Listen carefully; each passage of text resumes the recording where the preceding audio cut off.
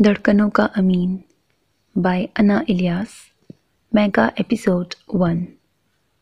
شدید traffic jam میں وہ بری طرح پھنسے تھے۔ اف یار، ٹائم بہت کم رہ گیا ہے۔ فرنٹ سیٹ پہ بیٹھی ہاتھ میں بندھی گھڑی دیکھتے ہوئے وہ کوفت زدہ لہجے میں ڈرائیونگ سیٹ پہ بیٹھے فاران سے مخاطب ہوئی۔ فاران نے ایک نظر اس کے بیزار چہرے پر ڈالی، انہیں کورٹ کے لیے دیر ہو رہی تھی۔ اسی لمحے ٹریفک چل پڑی۔ اف شکر! آنکھیں تشکر سے بند کر کے جیسے ہی کھولی، نظر سیدھی دائیں جانب سے غلط موڑ کاٹ کر آنے والی گاڑی پہ پڑی۔ غلط موڑ کاٹنے کا نتیجہ یہ ہوا کہ اپنے صحیح راستے پر جانے والے ایک موٹر سائیکل سوار سے اس گاڑی کی بری طرح ٹکر ہوئی۔ وہ تو اس موٹر سائیکل والے کی قسمت اچھی تھی کہ موٹر سائیکل تو اس کے ہاتھ سے چھوٹ کر دور گری، وہ خود بھی گرا مگر زندگی بچ گئی۔ یکدم بھیڑ لگ گئی۔ روکو روکو، اسے تو میں بتاتی ہوں، وہ فاران سے کہتے ہوئے گاڑی رکتے ہی مرنے مارنے والے انداز میں گاڑی سے نکلی۔ تیز قدم وہاں رکے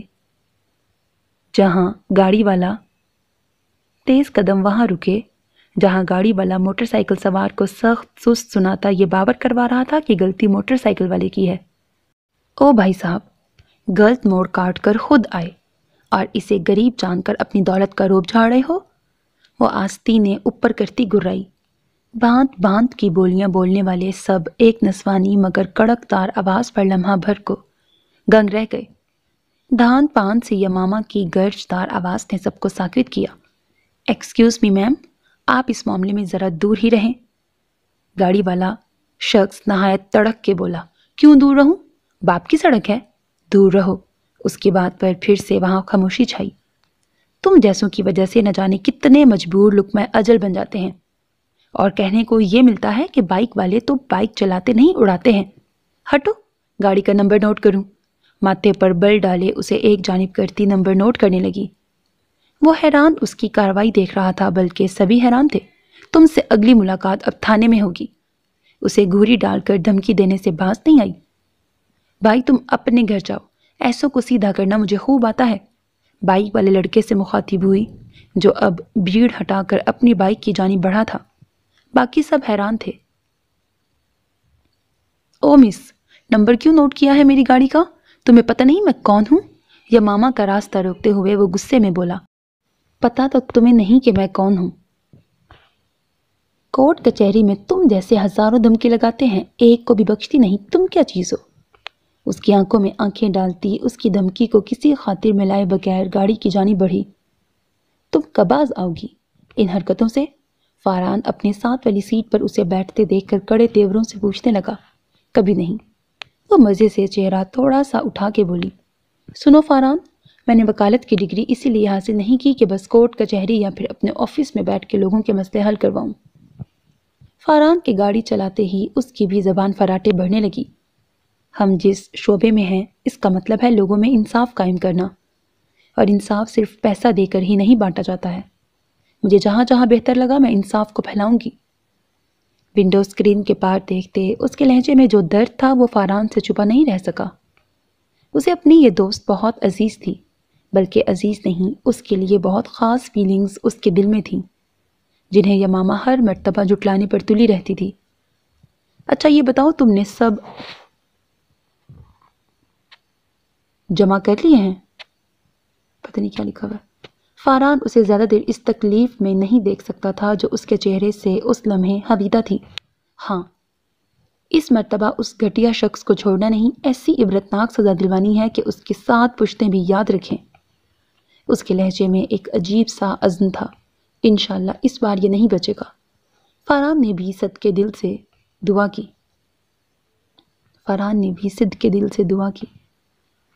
قیدیوں کی مخصوص گاڑی میں اس لمحے بالکل خاموشی چھائی ہوئی تھی۔ قیدی ایک تھا جبکہ پولیس کے 8 اہلکار بیٹھے تھے۔ ہاتھوں میں بھاری بھرکم ہتھ کھڑیاں پہنے ہوئے بھی وہ اس قدر آرام اور سکون سے بیٹھا تھا جیسے اسے ڈیتھ سیل کی جانب نہیں بلکہ اس کی بارات پر لے جا رہے تھے۔ ایک مخصوص شرارتی مسکراہٹ مسلسل اس کے چہرے کا احاطہ کیے ہوئے تھے۔ سامنے بیٹھے 2 اہلکار اس کے جھکے سر کو خشمگی نگاہوں سے دیکھ رہے تھے۔ کندھوں تک آتے لمبے بال اس کے چہرے پر پڑے تھے، آنکھیں جھکی ہوئی تھیں، بھاری بھرکم داڑھی اور مونچھوں میں مسکراتے لب پولیس اہلکاروں کو طیش دلا رہے تھے۔ ان کے سامنے بیٹھا شخص کوئی عام گنڈا موالی نہیں تھا، خطرناک دہشت گرد شہنشاہ تھا، جس کو 15 دن سے پولیس نے قید کر رکھا تھا۔ مگر یہ کوئی پہلی بار نہیں تھا، بہت بار اسے قید کیا اور ہر بار وہ بغیر وکیل کے اسی طرح ایک جگہ سے دوسری جگہ لے جاتے، کچھ نہ کچھ ایسا گاڑی کے ساتھ کرتا کہ سب کی آنکھوں میں دھول جھونک کر فرار ہو جاتا۔ اب کی بار پولیس نے اسے پکڑ کر سیدھا ڈیتھ سیل کی جانب روانہ کیا اور اس کے ساتھ 8 پولیس اہلکار بھیجے تاکہ اس بار فرار کی کوئی صورت نہ بن سکے۔ گاڑی نے جیسے ہی شہر سے نکل کر ویران راستہ اپنایا، پولیس اہلکار اور چوکنا ہو کے بیٹھے۔ شہنشاہ نے اب ہولے سے سر نیچے کیے ہوئے ہی گنگنانا شروع کیا، ابے چپ کر، تیری بارات لے کے نہیں جا رہے۔ اس کے ساتھ دائیں جانب بیٹھے پولیس اہلکار نے ایک دھپ اس کی کمر پر رسید کی۔ شہنشاہ ہولے سے مسکرایا، نظریں مسلسل نیچے جھکی تھیں۔ گنگناہٹ بند ہوئی۔ شہنشاہ نے اسی طرح گنگناتے ہوئے سامنے بیٹھے اہلکار کو نظریں اٹھا کے دیکھا۔ چمکتی سیاہ خوبصورت آنکھوں میں سے شرارت ٹپک رہی تھی۔ پولیس اہلکار اس کے یوں خود کو ٹکٹکی باندھ کر دیکھنے پر گڑبڑایا تھا۔ اسی اثنا میں شہنشاہ نے اسے آنکھ ماری، وہ اور گڑبڑا گیا۔ یکدم گاڑی ہچکولے کھاتی ڈولنے لگی۔ ابے کیا کر رہا ہے؟ پیچھے بیٹھا ایک اہلکار خود کو سنبھالتے ہوئے چلایا۔ ابھی وہ سنبھل بھی نہ پائے تھے کہ ایک گاڑی زن سے ان کے قریب سے گزری اور بے تحاشا دھواں پولیس کی گاڑی کے آس پاس بکھرا۔ لمحوں میں ان کی آنکھوں اور گلے میں وہ دھواں بھرنا شروع۔ بے تحاشا کھانسی چڑھی۔ کسی کو اس گنڈے کا ہوش نہ رہا جسے انہوں نے بحفاظت ڈیتھ سیل پہنچانا تھا۔ سب کو اپنی اپنی پڑ گئی۔ گاڑی سے بھاگتے ہوئے وہ اترے اور ایسے مقام پر پہنچے جہاں وہ دھواں نہ ہو۔ طبیعت سنبھلی تو ایک افسر کو شہنشاہ کا خیال آیا۔ ابے او، اس نے پاس کھڑے 2 ماتحتوں کو ایک ساتھ تھپڑ رسید کیے۔ وہ گنڈا کہاں دفع ہو گیا؟ وہ گرایا۔ سر جی یہی تو تھا، گاڑی میں ہی بندھا ہوگا۔ اس کا ایک ہاتھ تو ہتھکڑی کے ساتھ ہم نے گاڑی سے باندھ دیا تھا۔ جس وقت ہم اترے تھے تب اپنا کہاں ہوش تھا کہ اسے کھول کے اتارتے۔ ایک نے وضاحت دی، سر جی وہ وہیں ہوگا۔ دوسرے نے تسلی دی، جبکہ افسر انہیں گھور کر گاڑی کی جانب تیزی سے بڑھا اور وہی ہوا جس کا اسے شک گزرا تھا۔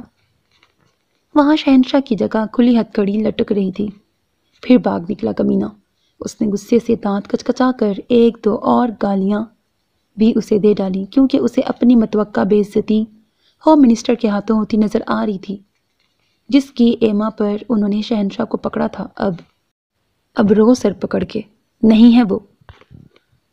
باقی سب بھی جیسے ہی گاڑی کی جانب آئے، وہ افسر گاڑی کے دروازے پر زور سے ہاتھ مار کے بولا۔ سب منہ لٹکائے کھڑے تھے۔ اس وقت شدید مصروفیت کا عالم تھا۔ کچھ دیر میں ہی اسے کیس کے سلسلے میں کورٹ پہنچنا تھا۔ تیزی سے ہاتھ چلاتے وہ سب ثبوت جنہیں اس نے صفحات پر اتار رکھا تھا انہیں اکٹھا کر کے فائل میں ترتیب سے رکھتی جا رہی تھی۔ کل ہی سرتاج ملک کے خلاف اس نے بہت سے ثبوت اکٹھے کیے تھے۔ موبائل پر ہونے والی بیل نے اس کے کام میں بری طرح خلل ڈالا۔ فائل میں سب صفحات رکھے جا چکے تھے۔ اس نے فائل اٹھا کر سینے سے لگائی اور ایک ہاتھ سے بیگ اٹھا کر کندھے پہ ڈالا اور پھر اسی ہاتھ سے فون پر آنے والی کال کو یس کر کے کان سے لگاتی تیزی سے آفس سے باہر نکلی۔ ہیلو، اس کی میٹھی آواز نے دوسری جانب جیسے آگ لگا دی۔ گالی، بات سن، تو جتنی اونچی اڑان بھرنے کی کوشش کر رہی ہے تو جانتی نہیں مجھے ابھی۔ گالی سن کر جو اس کا میٹر آؤٹ ہونے لگا تھا اگلی بات سن کر اعتدال پر واپس آیا۔ اچھا، کیا کرو گے؟ اغوا کراؤ گے، پھر ریپ کی کوشش کرو گے؟ تم جیسے بزدل اور حرام پیسوں پہ پلنے والے اور کر ہی کیا سکتے ہیں؟ اس کا ٹھنڈا مگر زہر خون لہجہ سرتاج ملک کو مزید آگ بگولا کر گیا تھا۔ جب تیرے جسم کا ایک ایک حصہ میرے پالتو نوچ کھائیں گے تب پوچھوں گا کون سی بہادری اور کہاں کی بہادری۔ اس نے پھر سے اپنے گھٹیا انداز میں اسے دھمکایا۔ ارے جاؤ، عدالت میں آ کے بات کرو، یہ گیدڑ بھبکیاں مجھ پہ اثر کرنے والی نہیں۔ تم جیسے کمینوں کے لیے ہی یہ ڈگری حاصل کی ہے۔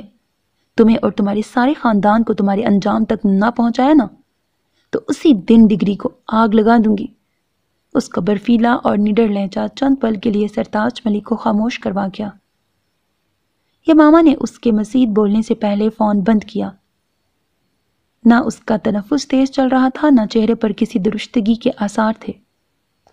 پرسکون چہرہ لیے وہ فاران کے ساتھ گاڑی میں بیٹھی کورٹ کی جانب رواں دواں تھی۔ اس کمینی کو چھوڑوں گا نہیں میں۔ غصے سے اپنا فون میز پر پٹکتے وہ ہاتھوں کی انگلیاں چٹکانے لگا۔ تم نے پتہ کروایا ہے اس کا بیک گراؤنڈ؟ اپنے سامنے کھڑے مینیجر کو اسی غصیلے انداز میں پوچھا۔ جی سر۔ آگے پیچھے کوئی نہیں ہے اس کا، یتیم خانے کون چھوڑ کر گیا یہ بھی نہیں پتا، بس اتنا معلوم ہوا ہے ہمارے گاؤں کی ہے، مگر کس کی اولاد ہے کوئی کاغذات نہیں ہے۔ باپ کے نام کی جگہ بھی یتیم خانے کے مالک نے اس فیملی کا نام لکھا ہے جو اسے اسپانسر کرتی ہے، بس، اور کوئی ڈیٹیل نہیں ہے اس کی۔ مینیجر نے ساری معلومات ایک ہی سانس میں سنا ڈالی۔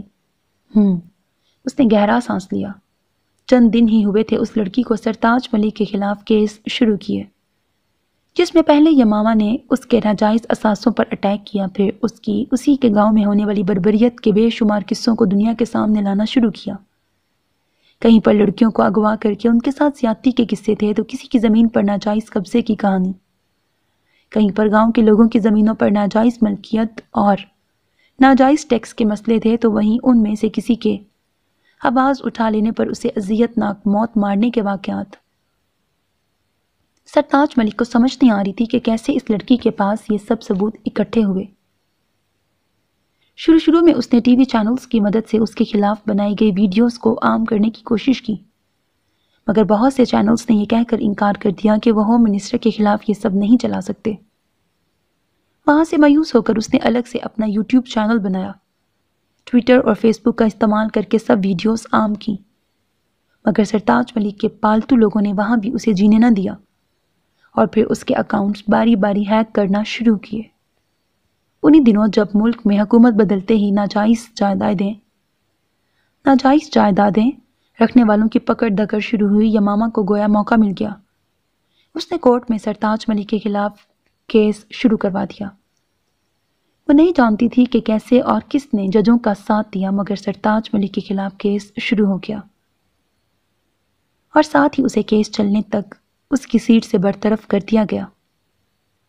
اس نے بتیرے ہاتھ پاؤں مارے، مختلف گمنام کالز کر کے یمامہ کو دھمکیاں دیں، نہ صرف یہ بلکہ اس کے فلیٹ پر اس کی غیر موجودگی میں بندے بھیج کر اس کی ہر چیز کو توڑ پھوڑ کر رکھ دیا، مگر وہ پھر بھی پیچھے نہیں ہٹی۔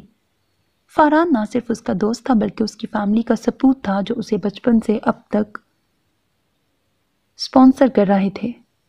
اس نے بھی بہت سمجھایا کہ وہ اپنی جان کو اس قدر خطرے میں نہ ڈالے، مگر یمامہ کے سر پر ایک ہی دھن سوار تھی، سرتاج ملک کی پوری فیملی کو جیل میں دیکھنے کی۔ تم ایسا کچھ نہیں کرو گے۔ پچھلے آدھے گھنٹے سے شمس اس کا غصہ کم کرنے کی کوشش کر رہے تھے، مگر وہ تھا کہ ایک عجیب جنون اس پر سوار تھا۔ میں اس کی بوٹیاں اسی کے پالتو کتوں کو کھلاؤں گا، کیا سمجھ کے اس نے دھمکی دی ہے؟ لال انگارہ آنکھیں سامنے دیوار کو دیکھ رہی تھیں، چہرے کی رگیں تنی ہوئی تھیں۔ میری طرف دیکھو نائل۔ اب کی بار انہوں نے اس کے کندھے پہ ہاتھ رکھ کر اس کا رخ اپنی جانب کرنا چاہا۔ جب وہ غصے میں آتا تھا وہ اسے اسی طرح قابو کرتے تھے، اس وقت نہیں۔ وہ انکاری ہوا۔ نائل، انہوں نے بلاخر زبردستی اس کا رخ اپنی جانب کر کے دونوں ہاتھوں میں چہرہ پکڑ کر زبردستی اس کا رخ اپنی جانب کر ہی دیا۔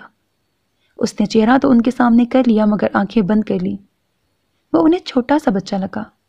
وہ ایسے ہی کرتا تھا، جب اسے پتہ چلتا شمس اس کے غصے کو زیر کر لیں گے وہ آنکھیں بند کر لیتا۔ نائل، آنکھیں کھولو۔ اب کی بار انہوں نے اس کے چہرے کو جھٹکا دیا۔ بلاخر ہمیشہ کی طرح اسے ہار ماننی پڑی۔ جب تم اپنی عقل پر اپنے جذبات کو حاوی کرتے ہو، سوچنے سمجھنے کی صلاحیت ختم ہو جاتی ہے۔ اس کی آنکھوں میں دیکھ کر وہ اسے بہت کچھ پاور کروا رہے تھے۔ اس کا غصہ یک لخت ختم ہوا تھا، اور ہر بار ایسا ہوتا۔ نہ جانے ان کی آنکھوں میں کیا جادو تھا یا کیا محبت تھی کہ نائل جب غصے کی حالت میں ان کی جانب دیکھ لیتا سارا غصہ ختم ہو جاتا۔ وہ میرا اس دنیا میں واحد رشتہ ہے۔ اس کی آنکھوں کی بے بسی انہوں نے اپنے دل پر محسوس کی۔ میں جانتا ہوں، اسی لیے تمہیں عقل سے کام لینا ہے، جذبات سے نہیں، ورنہ اسے بھی کھو دو گے۔ ان کی بات پر اس کا درد انتہاؤں کو چھو گیا۔ کرب سے اس نے آنکھیں چند لمحوں کے لیے بند کی۔ شمس نے بڑھ کر اس کی روشن پیشانی چوم لی۔ تم مجھے بہت عزیز ہو، میں تمہیں اس طرح اتنی تکلیف میں نہیں دیکھ سکتا۔ کیا میں نے اتنے سال تمہیں یہی سکھایا ہے؟ ان کی بات پر اس نے آنکھیں کھول کر اپنی کالی گہری آنکھوں سے انہیں دیکھا۔ نہیں، ضبط سے وہ بمشکل یہی کہہ سکا۔ جو مان انہیں اس پر تھا تو وہ کیسے ان کا مان توڑ دیتا؟ تو بس پھر خود کو تیار کرو ایک نئی جنگ کے لیے۔ تمہارے لیے میں جتنے پاپڑ بیلتا ہوں کسی کو خبر بھی ہوگی نا، کسی کو خبر بھی ہو گئی نا تو مجھے اور میرے کارندوں کو اندر ڈال دیں گے۔ ان کی بات پر ایک پھیکی سی مسکراہٹ اس کے چہرے پر بکھری۔ میں کبھی اسے نزدیک سے دیکھ پاؤں گا؟ اس کا ذہن ابھی بھی اسی میں اٹکا ہوا تھا۔ انشاءاللہ بہت جلد۔ تمہیں مجھ پر بھروسہ ہے نا؟ میں موقع دیکھتے ہی اسے تمہارے پاس لے آؤں گا، فکر مت کرو۔ جتنی مجھے تمہاری فکر ہے اتنی ہی تم سے جڑی اس ہستی کی بھی فکر ہے، مگر تمہیں وعدہ کرنا ہوگا کہ جذبات نہیں عقل مندی سے کام لوگے۔ اب وہ اس کے چہرے سے ہاتھ ہٹا چکے تھے۔ وہ بھی سیدھا ہو کر اسپات میں سر ہلا کے رہ گیا۔ تم تو میرے شیر ہو، میرے چیتے ہو، پھر یہ گدھوں والی حرکتوں پہ کیوں اتر آئے؟ اب وہ اسے اچھی طرح لتاڑ رہے تھے۔ اس نے کھبکی سے انہیں دیکھا اور پھر اپنی جاندار مسکراہٹ کی چھپ دکھلائی۔ جذبات بڑے بڑوں کو گدھا بنا دیتے ہیں سر۔ اس کی بات پر شمس نے اس کے کندھوں پر ہاتھ رکھ کر اسے پھر سے اپنے ساتھ لپٹایا۔ وہ انہیں بے حد پیارا تھا، ایک ہی تو اولاد تھی ان کی۔ اللہ نے کسی معجزے کے تحت انہیں نائل نواز دیا تھا۔ وہ کیسے اسے تکلیف میں دیکھتے؟ یہ لڑکی میرے ہاتھوں نہیں بچے گی۔ سرتاج کا بیٹا غصے سے بھرا گھر میں داخل ہوا۔ میں آئندہ آپ کی کسی پیشی پہ نہیں جاؤں گا، بے عزت کرنے کے لیے میں ہی رہ گیا ہوں۔ سرتاج کے بیڈ کے سامنے موجود کرسی پہ بیٹھا وہ باپ سے تنک کے بولا، ہوا کیا ہے؟ وہ حیران پریشان اسے غصے سے بل کھاتے دیکھ رہا تھا۔ خود آرام دہ انداز میں اپنی راکنگ چیئر پہ بیٹھا تھا۔ آپ نے اسے آج پھر صبح کال کی تھی؟ وہ باپ کی بات کا جواب دینے کے بجائے اس سے استفسار کر رہا تھا۔ ہاں، مگر میں نے کسی اور نمبر سے کال کی تھی۔ وہ بیٹے کی بات پر چونکا۔ آپ جتنے مرضی نمبر بدل لیں وہ ثبوت اٹھا کر عدالت میں پیش کر دیتی ہے۔ نہ جانے کہاں تک اس کی پہنچ ہے، سب کالز کا ڈیٹا تک نکلوا کر لاتی ہے۔ آپ اپنے ساتھ ہمیں بھی حوالات کی ہوا کھلوائیں گے؟ مجھے یہاں نہیں رہنا، میری فرانس کی سیٹس بک کرائیں، میں آپ کے ساتھ کیس تک وہیں رہوں گا۔ وہ ہٹ درمی سے بولا۔ میں آپ کے کیس تک وہیں رہوں گا، وہ ہٹ درمی سے بولا۔ سرتاج اس کی باتیں سن کر ہکا بکا رہ گیا۔ باپ کو اس سچویشن میں چھوڑ کر تمہیں سکون کی پڑی ہوئی ہے؟ ارے تم لوگوں کے لیے ہی تو یہ سب 2 نمبریاں کی تھیں۔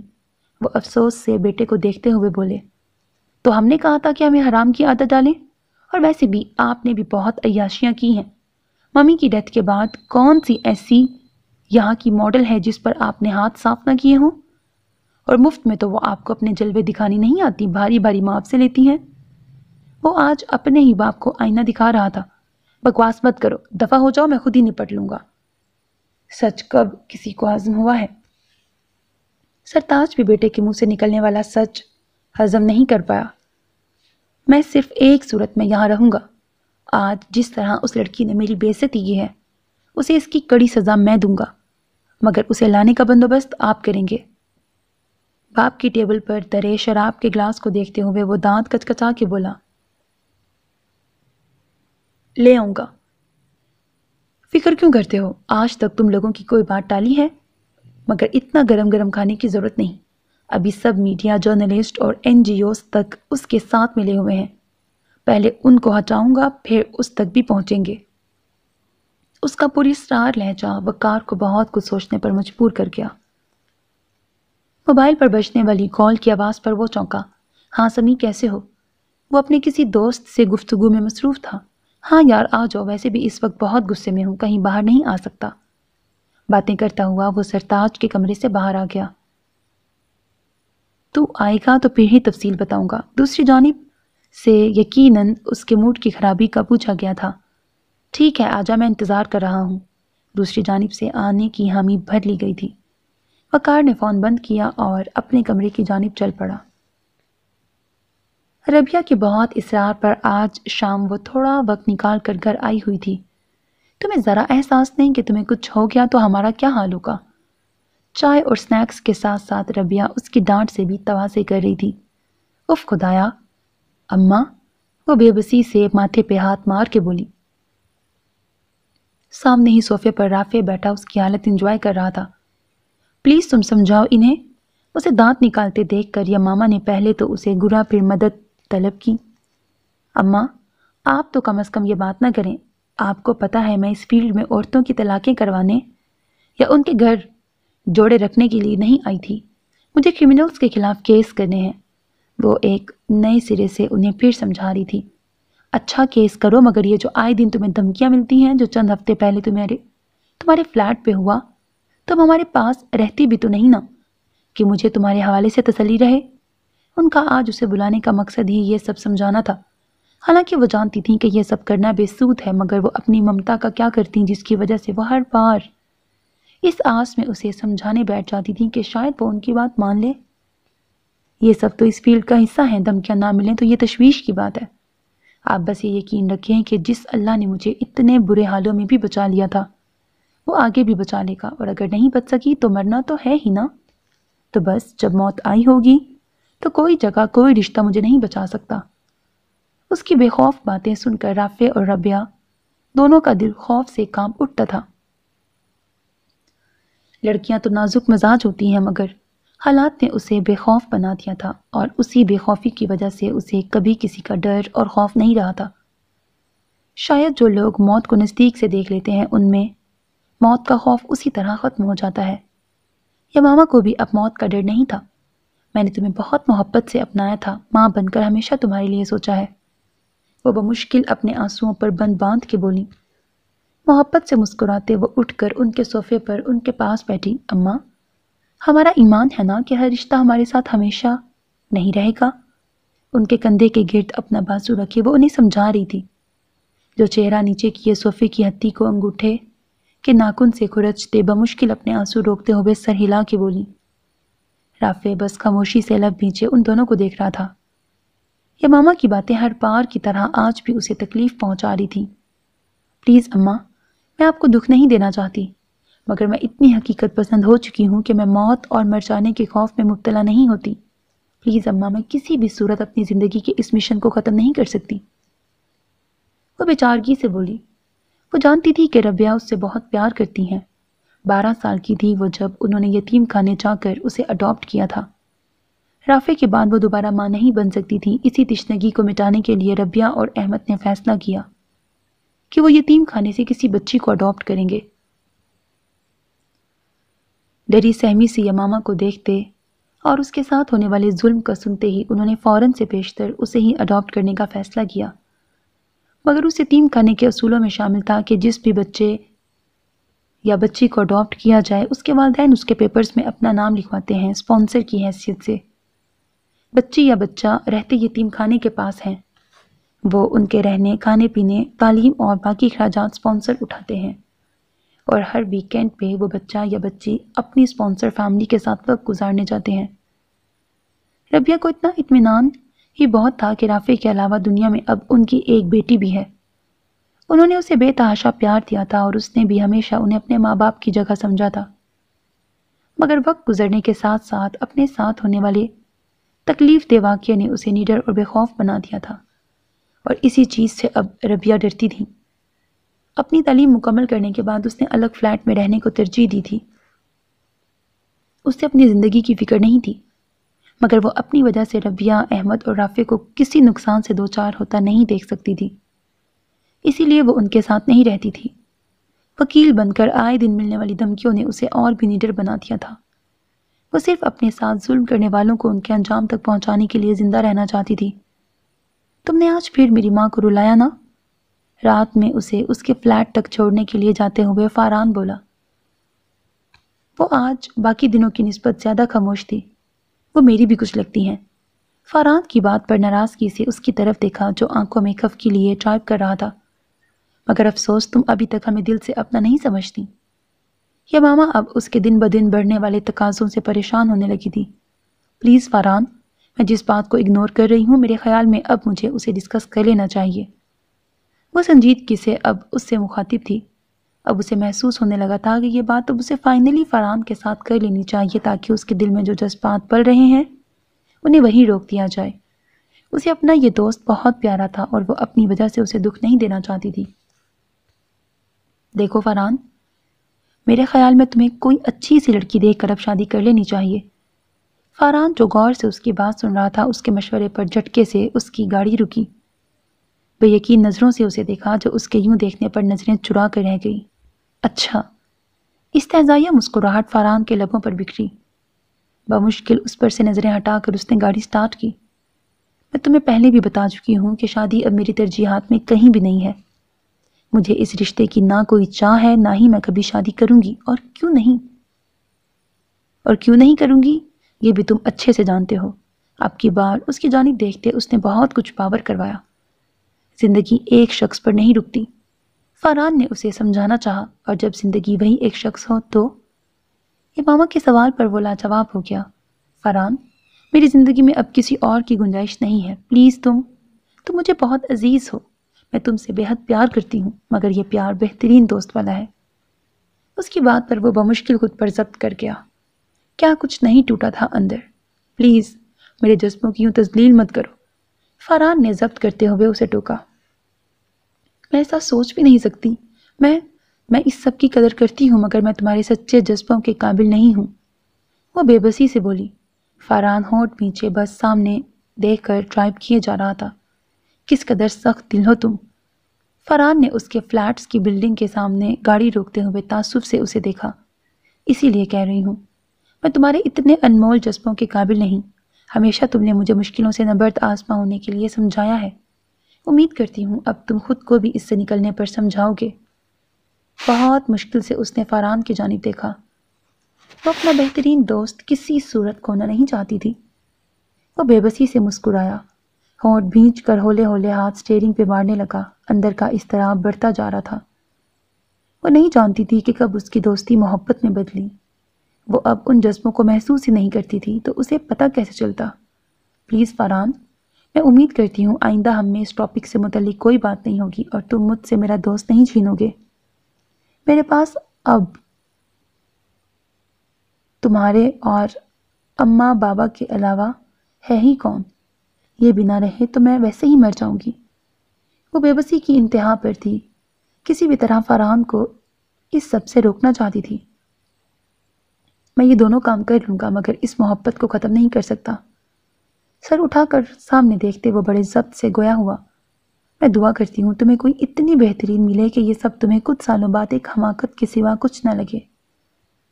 اس کے چہرے پر اب پتھریلے تاثرات آ چکے تھے۔ ہاں، بد دعا دے رہی ہو۔ نظریں اس کے چہرے کی جانب مڑی۔ مر کر بھی تمہیں بد دعا نہیں دے سکتی، تم بہت بہت خاص ہو۔ اس وقت وہ ضبط کی انتہاؤں پر تھی۔ خود کو یوں ضائع مت کرو۔ میں بس یہ سانسیں گزار رہی ہوں جو اللہ نے میرے لیے مختص کر رکھی ہیں، ورنہ مجھ میں جینے کی کوئی خواہش نہیں۔ تم یہ اچھے سے جانتے ہو اور کیوں نہیں ہے یہ بھی جانتے ہو۔ بس جتنی زندگی ہے وہ بھی خاموشی سے سامنے دیکھتے ہوئے بولی۔ پلیز فاران، میں تمہیں اپنی وجہ سے نہ تو کسی تکلیف میں دیکھ سکتی ہوں نہ تکلیف دینے کا سوچ سکتی ہوں۔ I'm really sorry، please. وہ بے بسی سے اس کی جانب دیکھ کر بولی جو اسے دیکھنے سے اعتراض برت رہا تھا۔ کہہ چکا ہوں نا، اب دوبارہ اس بارے میں بات نہیں کروں گا۔ اسے یقین دہانی کروائی۔ اپنا خیال رکھنا، خدا حافظ۔ یہ ماما نے بھی مزید بات کرنا مناسب نہیں سمجھا۔ گاڑی سے اتر کر بلڈنگ کی جانب بڑھی۔ فاران نے اس کٹھور کو دور جاتے ہوئے دیکھا۔ اگر یہ کیس ختم ہوا یا تم نے پیسے کھائے تو یاد رکھنا نہ صرف تمہارے حلق سے وہ پیسے نکلواؤں گا بلکہ تمہارے خاندان کو بھی زندہ نہیں چھوڑوں گا۔ نہ جانے رات کے اس پہر یہ کون فون پر بکواس کر رہا تھا۔ اب ایک کون ہے؟ زندگی عذاب کی ہوئی ہے تم جیسے لوگوں نے۔ غفار نے سائڈ ٹیبل سے ٹائم پیس اٹھا کر دیکھا، رات کے 2 بج رہے تھے۔ شہنشاہ سے تو واقف ہوگے ہی۔ دوسری جانب سے لیے جانے والے نام پر غفار کی آنکھیں بھگ سے کھلیں۔ تم؟ اس کی گیگی بند گئی۔ ہاں میں، شہنشاہ۔ کان کھول کے میری بات سنو۔ اب کی بار وہ تھوک نگلتا اٹھ بیٹھا، وہ بھی ایسے معدب کہ جیسے شہنشاہ سامنے ہی بیٹھا ہو۔ شہنشاہ کے نام سے وکیل، جج اور پولیس والے تھر تھر کانپتے تھے۔ وہ اپنے مخالف جانے والے کو ایسے غائب کرتا تھا کہ اس کا نام و نشان پھر کبھی کسی کو نہیں ملتا تھا۔ مجھے معلوم ہوا ہے کہ تم سرتاج کے ساتھ اس کے کیس کے سلسلے میں گٹ جوڑ کر رہے ہو۔ یاد رکھنا، اگر یہ کیس ختم ہوا یا پینڈنگ میں گیا تو تمہاری لاش بھی تمہارے گھر والوں کو نہیں ملے گی۔ شہنشاہ کی بات پر وہ جتنا بھی چونکتا کم تھا، کیونکہ کل ہی اسے سرتاج نے بلایا تھا اور اس کے خاص اڈے پر ساؤنڈ پروف کیمرے میں سرتاج، غفار اور وقار کے علاوہ اور کوئی نہیں تھا۔ سرتاج نے اسے منہ مانگی رقم آفر کی تھی اور اس کیس کو پینڈنگ میں ڈالنے کی، اور غفار نے اس سے سوچنے کا وقت مانگا تھا۔ یہ کیس وہ اتنی آسانی سے اسی لیے اب ختم نہیں کر سکتا تھا کہ سرتاج کا نام اب ملکی سطح پر موجود کالے دھندے والوں کی لسٹ میں شامل ہو چکا تھا، اور حکومتی بنیادوں پر جو ایک سیل ایسے لوگوں کے لیے تشکیل دیا گیا تھا، اس کا چارج ایک فوجی کے پاس تھا، اور فوج غداروں کو کسی صورت نہیں چھوڑتی، یہ سب جانتے تھے۔ اسی لیے غفار کشمکش میں تھا کہ سرتاج کے کیس کو کس طرح وہاں سے ہٹایا جائے، اور اسی سلسلے میں اس نے وقت مانگا تھا۔ مگر وہ حیران تھا کہ ان کی ملاقات کا شہنشاہ کو کس طرح معلوم ہوا۔ زندہ ہو یا ابھی سے کوچ کر گئے؟ اس کی طنز بھری آواز فون سے ابھری۔ میں تمہیں سوچ کر… شہنشاہ سوچنے کی مہلت نہیں دیتا، ہاں یا نہ، تیسرا کوئی راستہ میں نے کبھی کسی کو نہیں دیا۔ مجھے تم ٹال رہے ہو۔ غفار کی بات کاٹ کر وہ گرایا۔ اگر میں نے اس کی بات نہیں مانی تو اس نے مجھے دھمکی دی ہے کہ وہ میرے خاندان کو نقصان پہنچائے گا، اور میں تو جیسے تمہارے خاندان کو ہیروں کے ہار پہناؤں گا۔ یہ گارنٹی دیتا ہوں اگر یہ کیس پروسیڈ کرتے رہے تو تم اور تمہارے خاندان کی حفاظت کا ذمہ میں لیتا ہوں، مگر کام کی صورت میں اتنی سی بھی ہیرا پھیری کی نا تو شہنشاہ تمہیں تمہاری سوچ سے بھی پہلے پا لے گا، اور انجام میں تمہیں بتا چکا ہوں۔ شہنشاہ کا گراتا لہجہ اسے پسینے سے شرابور کر گیا۔ پسینہ صاف کرو اپنا، اٹھو اور پانی وانی پیو، جگ تو خالی پڑا ہے تمہارا۔ اس کی بات پر غفار کا تھر تھر کانپنا بنتا تھا، یعنی وہ اسے دیکھ رہا تھا۔ اور ہاں، یہ کال ٹریس کروانے کی غلطی مت کرنا، کوشش کرو گے بھی تو منہ کی کھاؤ گے۔ کہتے ساتھ ہی شہنشاہ نے فون بند کر دیا۔ اس نے بھی کال اینڈ کر کے جیسے ہی سائٹ پر موبائل رکھا، موبائل سے ایک چنگاری نمودار ہوئی اور وہ وہیں پر جل گیا۔ غفار دل پر ہاتھ رکھے یہ خوفناک منظر دیکھ رہا تھا۔ اس کا موبائل اس کی نظروں کے سامنے جل گیا تھا، اب وہاں سے دھواں اٹھ رہا تھا۔ وہ حقیقت میں شدید خوفزدہ ہو چکا تھا۔ شہنشاہ کی بات ماننے کے علاوہ اس کے پاس دوسرا راستہ صرف موت، اور یقیناً تکلیف دہ موت کا تھا۔ آج جیسے ہی وہ گاڑی میں بیٹھی، وہاں پہلے سے ہی سفید بکے پڑا ہوا تھا۔ وہ نہ تو خوف زدہ تھی نہ پریشان، ہاں مگر حیران ضرور ہوتی تھی۔ پچھلے ایک ہفتے سے یہی ہوتا آ رہا تھا۔ کبھی فلیٹ کی بالکنی پر ایسا ہی بکے ملتا، کبھی کچن کے آگے بنی کھڑکی میں، کبھی آفس پہنچتی تو اس کی ٹیبل پر پہلے سے پڑا ہوتا، اور آج تو گاڑی کے اندر۔ رات میں اسے اچھی طرح یاد تھا کہ جس وقت وہ ایک سیمینار اٹینڈ کر کے واپس آئی تھی تب اچھی طرح گاڑی کو لاک کیا تھا، شیشے بھی بند کیے تھے۔ آخر کون ہو سکتا ہے؟ کیا سرتاج یا وقار؟ اس کا دماغ انہی دونوں کی جانب گیا۔ دشمن گولیاں تو تحفے میں مار سکتے ہیں مگر پھول نہیں دے سکتے۔ اپنی سوچ کی نفی کرتے اس کا دھیان یکدم فاران کی جانب گیا۔ اف، یہ بندہ!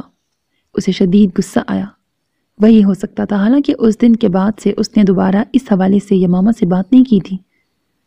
خاموشی سے کنونس کرنا چاہتا ہے۔ یمامہ سٹیئرنگ پہ ہاتھ رکھے کچھ دیر سوچتی رہی، پھر ایک گہرا سانس بھر کے گاڑی سٹارٹ کی۔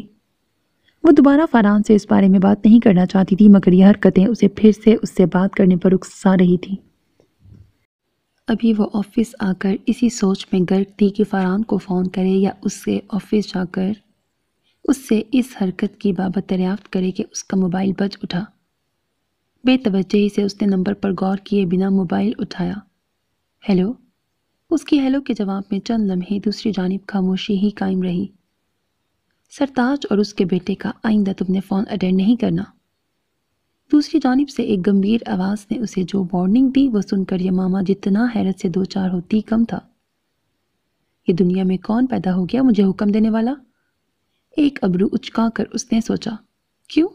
تمہارے پھوپھا لگتے ہیں وہ جو درد اٹھ رہا ہے؟ تیش میں وہ اسی پر چڑھ دوڑی۔ ایک دفعہ کی بات بھیجے میں نہیں بیٹھتی تمہارے؟ جب کہا ہے کہ ان کمینوں کا فون نہیں اٹھانا تو نہیں اٹھانا۔ اس کے انداز پر اس نے فون کان سے ہٹا کر اب کی بار نمبر دیکھا۔ 4 ہندسوں والا عجیب سا نمبر تھا۔ اور آپ یہ بتانا پسند کریں گے کہ آپ کون ہیں؟ میں آپ کی بات کس خوشی میں مانوں؟ وہ دانت کچکچا کے بولی۔ کسی کا ایسا حاکمانہ لہجہ اس نے کبھی برداشت نہیں کیا تھا۔ تمہارا چاہنے والا۔ اس کی بات پر دوسری جانب سے پہلے تو کہا گونجا اور اس کے بعد جو الفاظ اس شخص نے بولے یمامہ کو 440 وولٹ کا کرنٹ لگا گئے۔ فاران، اگر یہ سب بکواس تمہاری ہے تو یقین کرو تمہارا دماغ سیدھا کر دوں گی۔ وہ اب کی بار کچھ سمجھتے ہوئے بھنا کے بولی، تمہارے اس عاشق کو تمہاری ایک بار کی ڈوز ہی کافی تھی میری جان۔ اس طرز تخاطب پر یمامہ کا دل کیا یہ جو بھی گھٹیا انسان ہے اس کا منہ توڑ کے رکھ دے۔ اور یہ ایک بار کی ڈوز؟ اپنا ننھا سا دماغ زیادہ خرچ مت کرو، سوچتے ہوئے اور بھی حسین لگتی ہو۔ یمامہ کی ریڑھ کی ہڈی چند لمحوں کے لیے سنسنائی۔ منہ توڑ دوں گی تم جیسوں کا، گھٹیا انسان۔ یمامہ نے آخر کار اپنی حیرت کو پس پشت ڈالتے ہوئے اپنے ازلی انداز میں اسے لتاڑا۔ 100 بار میری رانی، 100 بار۔ دوسری جانب جیسے کوئی فرق ہی نہیں پڑا تھا۔ شریر مسکراتا لہجہ یمامہ کو آگ بگولا کر گیا۔ غصے میں فون بند کیا، سامنے ٹیبل پہ پڑے پھولوں کو ایک نظر دیکھ کر ہاتھ میں اٹھایا اور زور سے سامنے دیوار پر دے مارا۔ سرتاج، اگر یہ تمہارا بندہ ہے نا تو چھوڑوں گی نہیں۔ موبائل پھر سے اٹھا کر فوراً سے کاشف کا نمبر ملایا۔ ہیلو کاشف، میرے موبائل پر ابھی جو کال آئی تھی اس کا ریکارڈ چاہیے مجھے، کوئک۔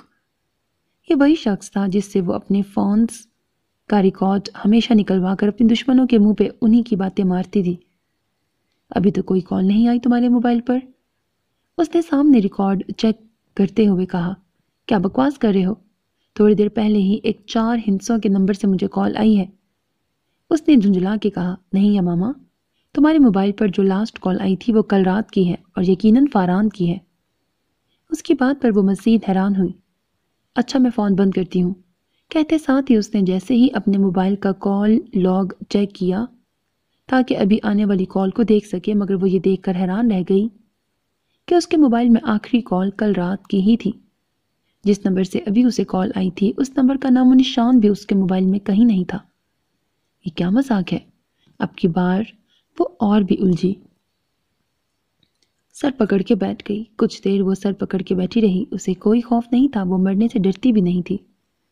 بس اللہ جی اس کیس کا فیصلہ ہونے تک زندگی دے دیں۔ وہ سرتاج اور اس کے خاندان کو کڑی سزا دلوانے تک زندہ رہنا چاہتی تھی۔ بہت حساب چکانا تھا اس کے خاندان کو، نہ صرف یمامہ کا بلکہ ان سب قریب اور نادار لوگوں کا جو وقتاً فوقتاً اس کی درندگی کی بھینٹ چڑھتے رہے تھے۔ آج سرتاج کے بھائی کے خلاف ثبوت اکٹھے کر چکی تھی، کل ہی کسی گمنام نمبر سے اسے کچھ ثبوت فراہم کرنے کا کہا گیا تھا۔ وہ نہیں جانتی تھی کہ اس فون کے پیچھے کون تھا، اسے صرف ثبوت سے مطلب تھا۔ اس کے آفس کے گارڈن میں ایک گملے میں ایک سی ڈی کی نشاندہی کی گئی تھی۔ جیسے ہی اسے فون پر اطلاع ملی وہ نہایت پرسکون انداز میں اس گملے سے وہ سی ڈی پکڑ لائی۔ گھر جا کر جب اس نے اس سی ڈی کو پلیئر میں آن کیا، وہ یہ دیکھ کر دنگ رہ گئی کہ بہت سے مشکل دشمن عناصر کے ساتھ مل کر سرتاج کے بھائی وحاج نے نہ صرف پولیس کے چند ایماندار آفیسرز کو غائب کروایا تھا بلکہ چند ایک مقامات پر بم بلاسٹ کرنے کا پلان بھی مرتب کیا گیا تھا۔ یعنی یہ لوگ اپنی جائیدادیں بنانے کی خاطر ملک کو کھوکھلا کرنے میں بھی ملوث ہیں۔ اس نے دکھ سے سوچا، اب اسے جلد از جلد یہ سب اہم ثبوت کورٹ میں پیش کر کے اس کے بھائی کو بھی اندر کروانا تھا۔ اس ملک کی نسلوں کو برباد کرنے چلے ہو، میں تمہاری نسلوں کو برباد کر دوں گی۔ وہ عزم لیے آج یہ سب ثبوت دینا چاہتی تھی، مگر اس فون کال نے اسے پریشان کر دیا تھا۔ ابھی بھی وہ پیچھے ہٹنے والوں میں سے نہیں تھی۔ وہ کافی دنوں بعد وقار سے ملا تھا، بہت دنوں بعد چکر لگایا۔ وقار نے مصافحہ کرتے ہی خفگی سے پوچھا، پچھلے 2 سال سے سمی سے اس کی کافی دوستی ہو گئی تھی۔ سمی سے اس کی ملاقات کینیڈا میں ایک سیمینار کے دوران ہوئی تھی۔ پہلے پہل اچھی سلام دعا ہوئی اور پھر یہ سلام دعا گہری دوستی میں بدل گئی۔ سمی اپنے والدین کا اکلوتا بیٹا تھا، گارمنٹس کا بزنس تھا اور اس سے زیادہ وقار اس کے بارے میں نہیں جانتا تھا، مگر وہ وقار سے اپنی دوستی پوری طرح نبھا رہا تھا۔ وقار اس نئے مسئلے کے بارے میں بھی اس سے ہر طرح کا مشورہ لے رہا تھا۔ تم اس دن بھی بہت پریشان تھے لیکن مجھے کہیں جلدی جانا تھا تو تم سے پوری بات نہیں، تو تم نے پوری بات نہیں بتائی تھی، اب بتا ہوا کیا تھا؟ وہ دونوں اس وقت وقار کے جم میں موجود تھے، دونوں ایک ٹیبل اور اس کے ساتھ رکھی کرسیوں پر سے دو پر آمنے سامنے بیٹھے تھے۔ یہ جم اوپر سے تو ورزشی جم معلوم ہوتا تھا، مگر اس کی بیسمنٹ میں شراب اور جوئے کا اڈا تھا۔ وقار نے اسے یمامہ کے متعلق سب بات بتائی۔ یہ لڑکی حد سے بڑھتی جا رہی ہے، پہلے سوچا تھا اسے اٹھوا کر اس کے کہے لفظوں کی ایسی سزا دوں گا کہ ساری زندگی موت بھی مانگے گی تو وہ بھی اس کے قریب نہیں آئے گی۔ اسے سسکا سسکا کے ماروں گا، اپنی آگ بھی بجھاؤں گا، اور جو جو اس گناہ میں ہاتھ دھونا چاہے گا اسے اجازت دوں گا۔ وقار کے لہجے پر اس لمحے چٹانوں کی سی سختی کے ساتھ ساتھ شیطانیہ ٹپک رہی تھی، مگر اب وہ اس کی مہلت نہیں آنے دے رہی۔ اگر اب ہم نے اسے اغوا کروایا تو معاملہ بہت خراب ہو جائے گا، سب الزام ہم پہ آئے گا اور ہم مزید اس کیس میں پھنس جائیں گے۔ سمیع خاموشی سے اس کی سب باتیں سن رہا تھا۔ تو پھر اب کیا سوچا تم نے؟ کچھ دیر کی خاموشی کے بعد سمیع کی آواز آئی۔ اب سوچا ہے اس کا قصہ ہی ختم کر دیا جائے۔ روڈ ایکسیڈنٹ میں اس کی موت۔ اس کی آنکھوں سے ایسے چنگاریاں نکل رہی تھیں جیسے یمامہ اس لمحے اس کے سامنے ہو۔ لیکن اگر یہ بھی تمہارے حق میں نہیں گیا تو؟ اس کی بات پر ایک غرور سے بھری مسکراہٹ اس کے چہرے پر بکھری۔ اسی لیے تو تم سے یہ بات کی ہے، میں جانتا ہوں کہ تم بھی کم شیطانی سوچ کے مالک نہیں ہو۔ اس کی بات پر وہ محسوس کن مسکراہٹ ہونٹوں میں دبا گیا۔ یعنی جال تک تو تم نے سوچ لیا، اب یہ جال بچھانا کیسے ہے وہ میں نے سوچنا ہے۔ سمیع بائیں آنکھ دبا کر مسکراتے ہوئے بولا۔ وقار اس کی شرارت پر کہا لگائے بنا نہ رہ سکا۔ ایسے ہی تو 2 سالوں سے تم سے دوستی نہیں رکھے ہوا۔ دونوں شیطان ذہنیت کے حامل انسان ملے ہوئے تھے، تو بس پھر کل تم پہلی فرصت میں اس کے آفس جاؤ، کیونکہ ابھی اگلی پیشی میں 4 دن ہیں۔ تب تک شاید یہ رام ہو جائے، اور اگر نہ ہو سکی تو بس پھر اگلا قدم اس کی موت کی صورت ہوگا۔ اس کے لہجے میں صفاقی تھی۔ ٹھیک ہے، میں نے اسی لیے تم سے مشورہ لینا مناسب سمجھا تھا، وقار نے تائید میں سر ہلاتے ہوئے کہا۔ رات میں جس وقت وہ گھر آیا شمس جاگ ہی رہے تھے۔ آپ سوئے نہیں ابھی؟ وہ لاؤنج میں داخل ہوا تو سامنے ہی صوفے پر بیٹھے وہ یقیناً کافی پی رہے تھے۔ تم جب تک باہر رہو مجھے نیند نہیں آتی۔ ان کی محبت پر سرشار ہوتا وہ آگے بڑھ کر ان کے ماتھے پر پیار کرتا ان کے ساتھ ہی صوفے پر بیٹھ گیا۔ کبھی کبھی تم پیار نچھاور کرنے میں اپنی ماں سے بھی بازی لے جاتے ہو۔ ان کے مسکراتے لہجے میں کہے گئے الفاظ اسے کہا لگانے پر مجبور کر گئے۔ یقیناً تمہاری بیوی کبھی اس بات کی شکایت نہیں کرے گی کہ تم پیار کا اظہار کرنے میں کنجوس ہو۔ جو باپ کے ساتھ اتنی محبوبانہ حرکتیں کرے وہ بیوی کے ساتھ؟ ان کی ادھوری بات پر وہ پھر سے کہا لگائے بغیر نہ رہ سکا۔ Daddy please. اب وہ بلش کر رہا تھا اور وہ محبت سے بیٹے کا روپ دیکھ رہے تھے۔ خدا جلد ہی مجھے یہ وقت دکھائے جب میری بہو تمہارے ہی طرح تمہاری حرکتوں پر بلش کرے۔ ان کی بات پر اب کی بار اس نے مسکراتے چہرے لیکن کف کی بڑی نظروں سے انہیں دیکھا۔ آپ کیا اس وقت میرے مستقبل پر روشنی ڈالنے کے لیے ہی جاگ رہے تھے؟ اب کی بار کہا لگانے کی باری شمس کی تھی۔ نہیں میری جان، تمہارے میسج نے مجھے پریشان کر دیا تھا، جلد ہی اس کا کوئی بندوبست کرنا پڑے گا۔ اب کی بار ان کے چہرے پر پریشانی کے آثار نظر آئے۔ نائل نے ایک سنجیدہ نظر ان پہ ڈالی۔ جی ڈیڈی، میرا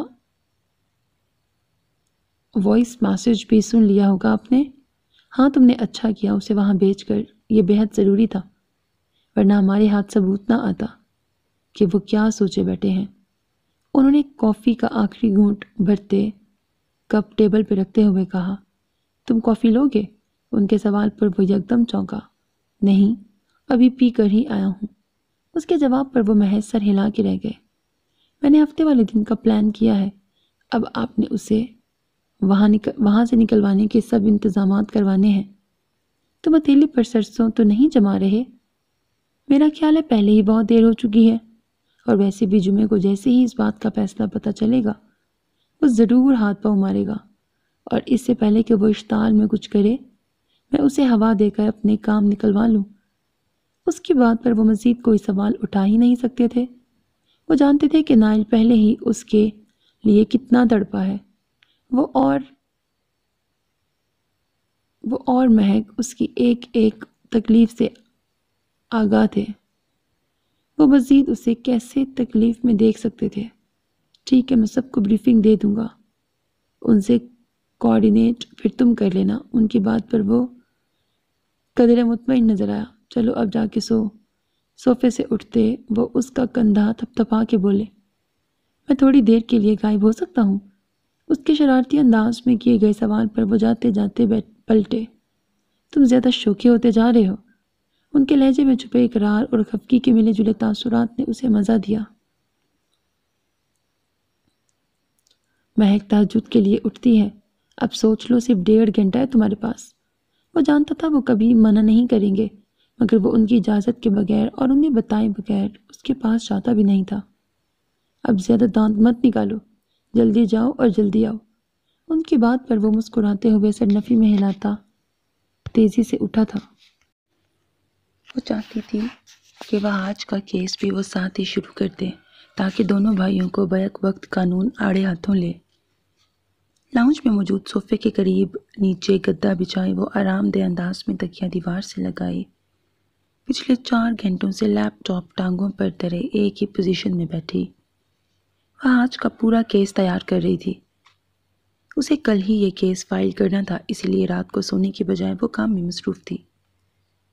4 گھنٹوں بعد جب کافی حد تک کیس بن چکا تب اس نے لیپ ٹاپ سے نظریں ہٹائیں۔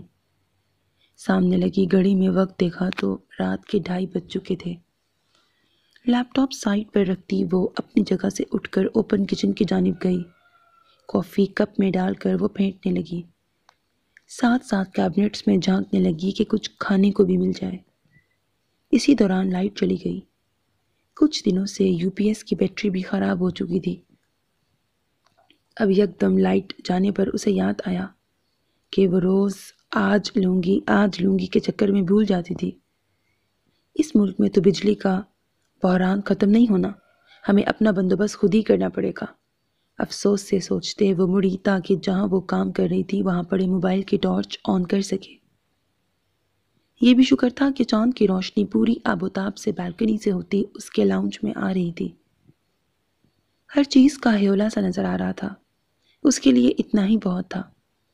اندازے سے نیچے فرش پر بچھائے میٹرس کے قریب گئی تو کسی کی موجودگی کا شدت سے احساس ہوا۔ میٹرس کے ساتھ بڑے صوفے پر سرسراہٹ اس نے صاف محسوس کی۔ ابھی وہ بیٹھی اپنا موبائل اٹھا کر صوفے کو غور سے دیکھ ہی رہی تھی کہ کوئی اس کے کان کے قریب آیا۔ کیسی ہے میری رانی؟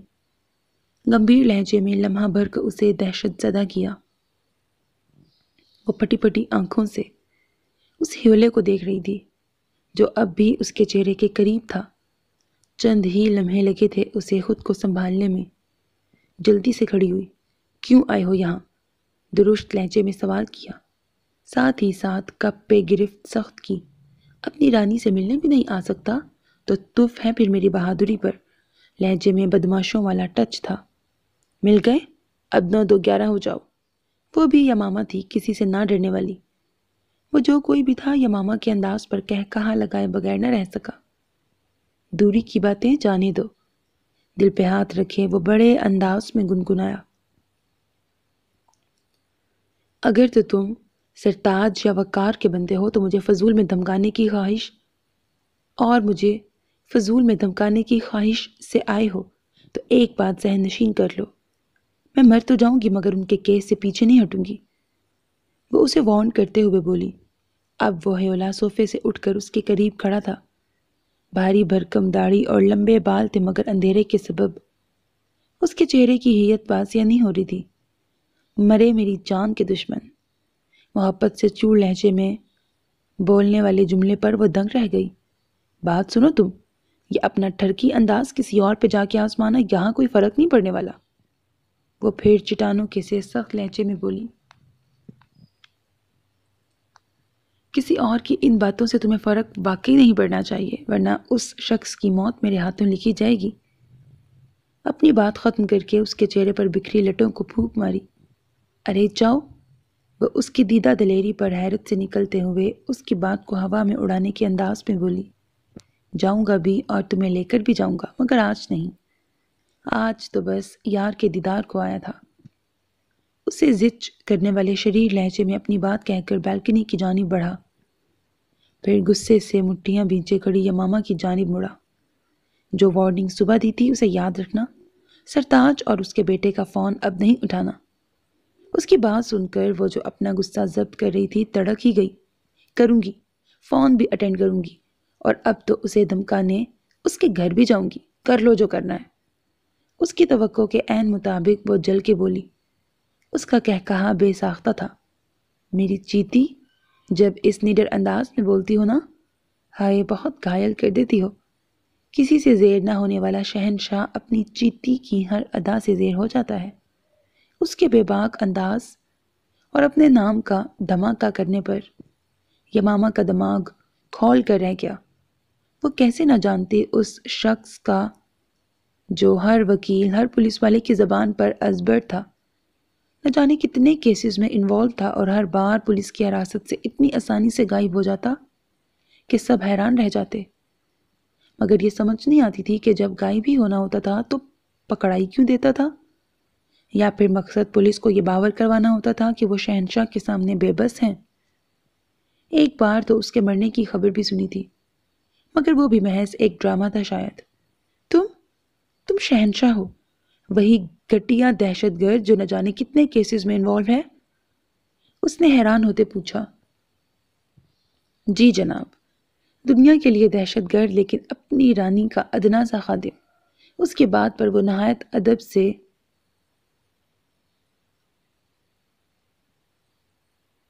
سر کو جنبش دیتا بولا، تم میرے پیچھے کیوں پڑے ہو؟ تمہیں تو ہزاروں مل جائیں گی۔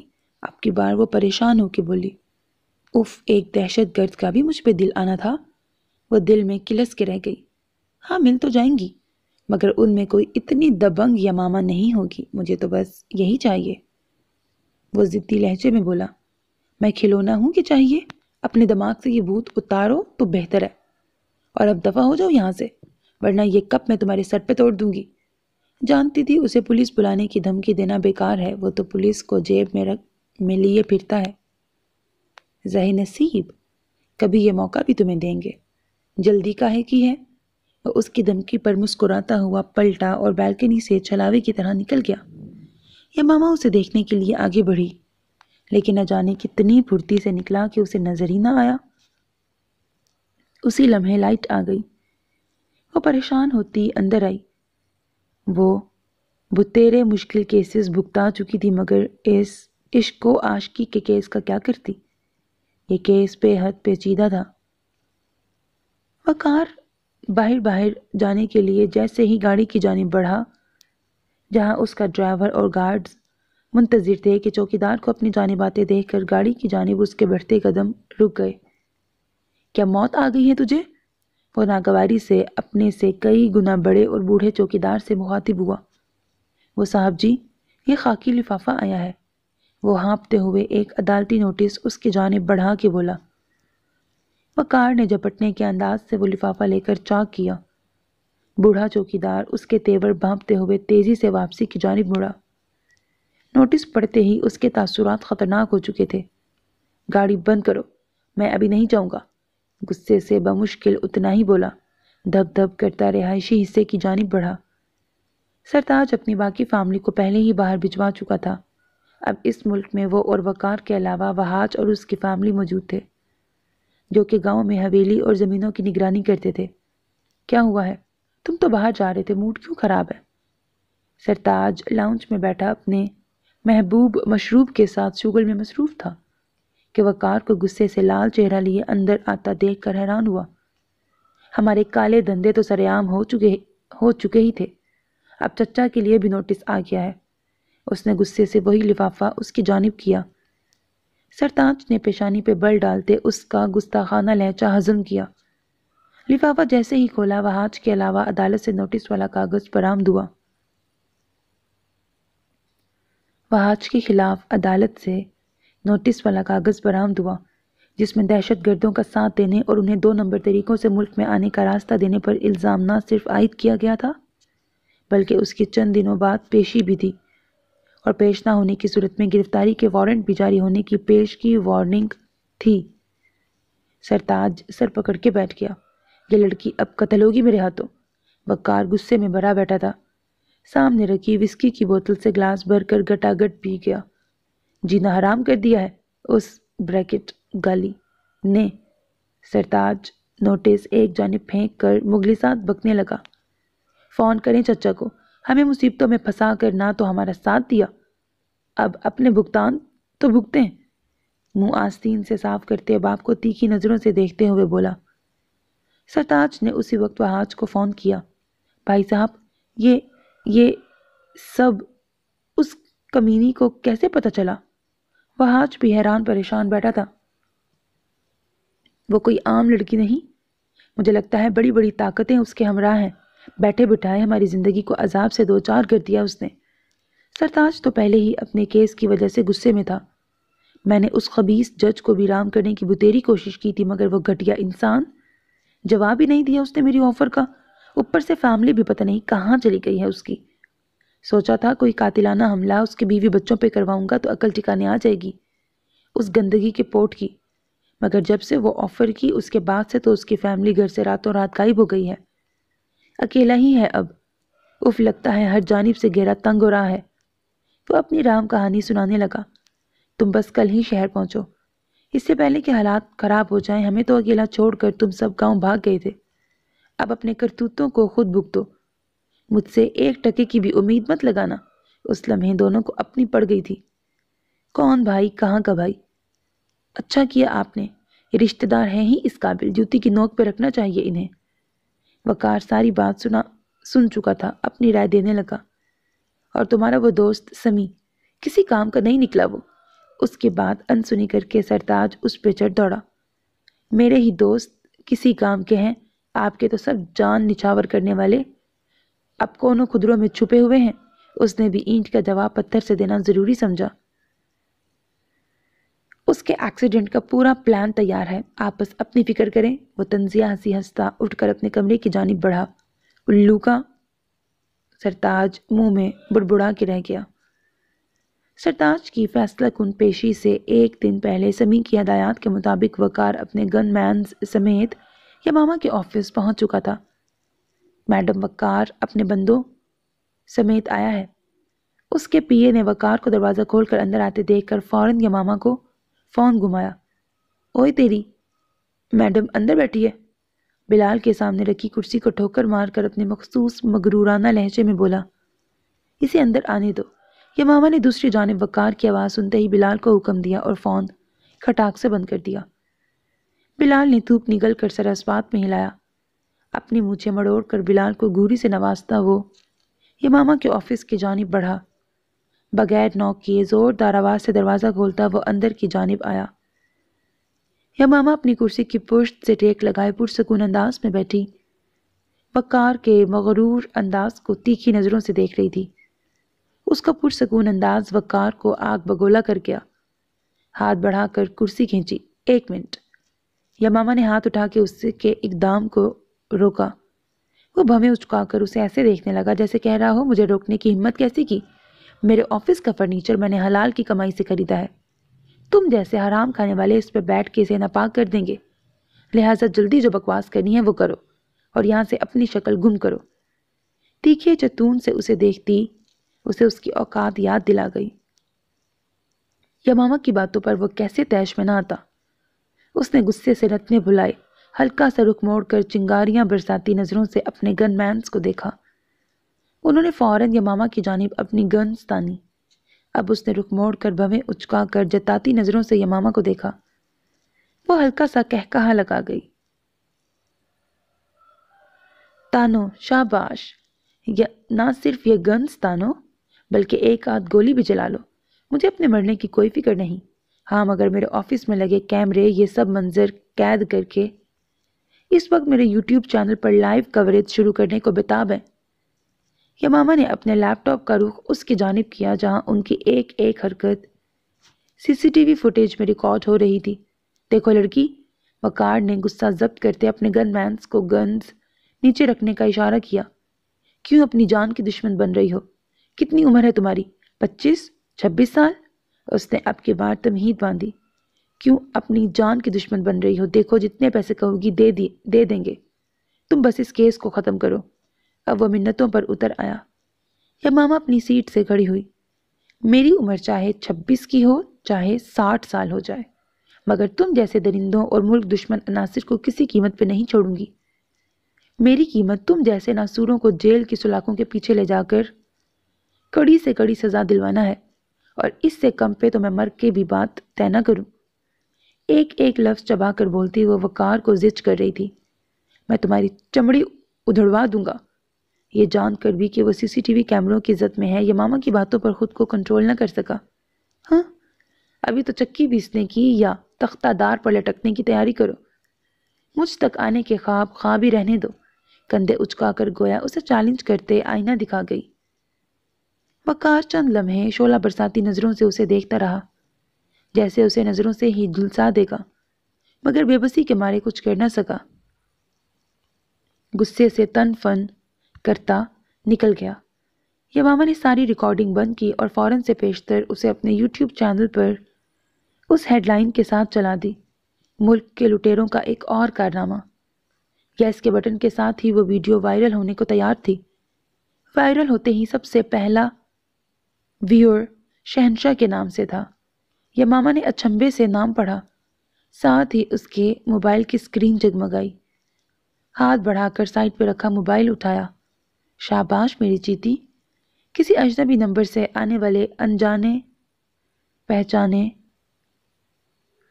پہچانے الفاظ پر وہ دانت کچکچا کے رہ گئی۔ سونیو، دانت اتنی زور سے نہ بھینچو، ایک دو ٹوٹ گئے تو نقصان تو میرا ہی ہوگا نا۔ ابھی وہ ٹھیک سے غصہ بھی نہ کر پائی تھی کہ اس کے ایک اور میسج نے اسے سیخ پا کر دیا۔ کمینہ۔ کچھ سوچ کر اسے ایک نئے لقب سے نوازتی لیپ ٹاپ کی اسکرین غصے سے بند کی۔ کسی سے زچ نہ ہونے والی یماما اس دہشت گرد عاشق سے زچ ہو کے رہ گئی تھی۔ جمعے کے دن یماما کی خواہش کے عین مطابق فیصلہ آیا۔ سرتاج پر جتنے کالے دندوں کے الزامات تھے وہ سب ثابت ہو چکے تھے اور اس پر 14 سال قید بمشقت عائد ہو چکی تھی۔ ضمانتوں سے متعلق سب اپیلیں مسترد کر دی گئی تھیں۔ کمرہ عدالت سے ہی سرتاج کو ہتھکڑی لگا کر جیل پہنچانے کا انتظام کر دیا گیا۔ وقار غصے میں بھرا بیٹھا تھا، سمی بھی اس کے ساتھ وہیں موجود تھا۔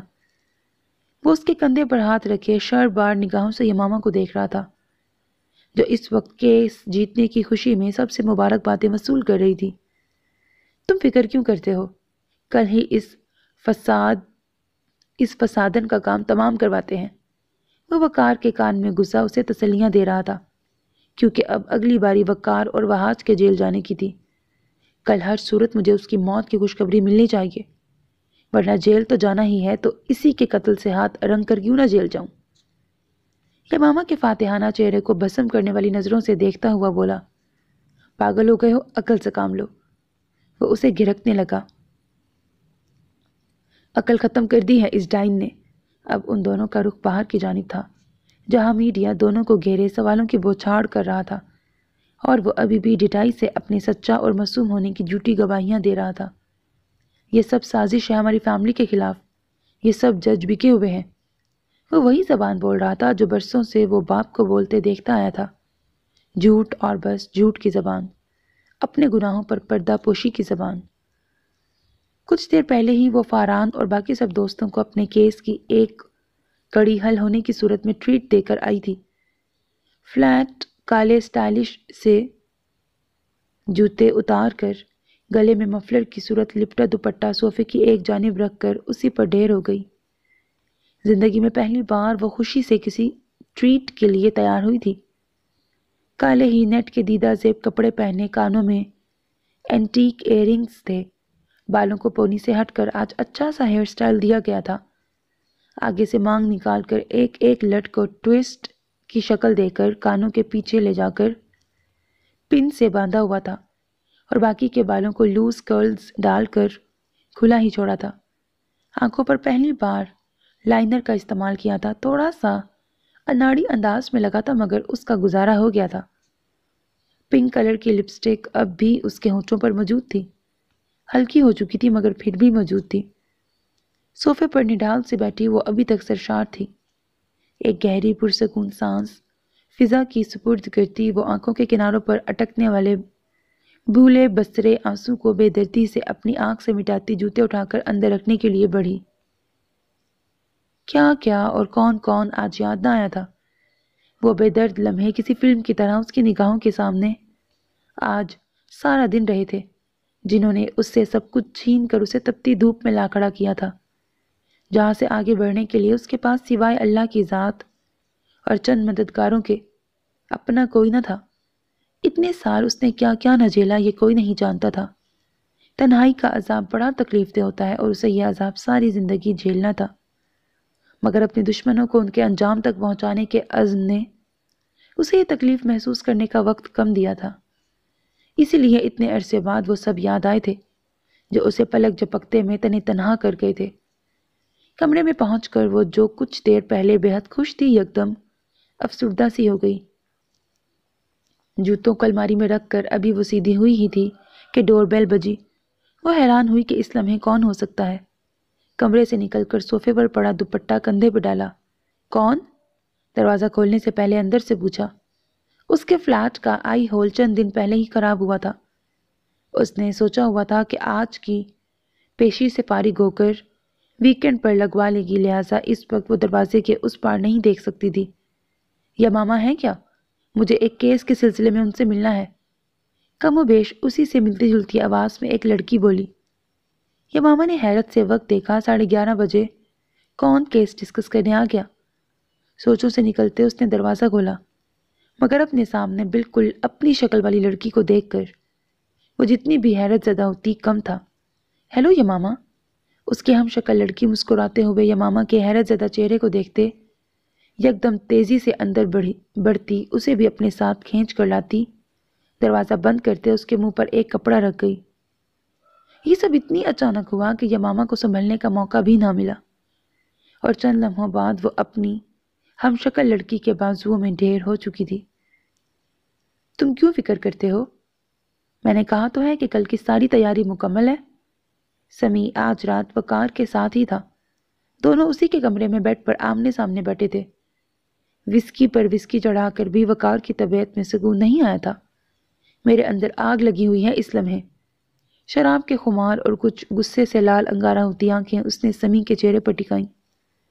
میں جانتا ہوں یار، تیری حالت سے انجان نہیں ہوں، اسی لیے میرا ایک بندہ یماما کے فلیٹ کی بلڈنگ کے باہر ہے۔ کل وہ جس وقت بھی وہاں سے نکلے گی میرا بندہ اسے فالو کرے گا اور پھر کسی کم رش والی جگہ پر آتے ہی اس کی گاڑی کو ہٹ کر دے گا۔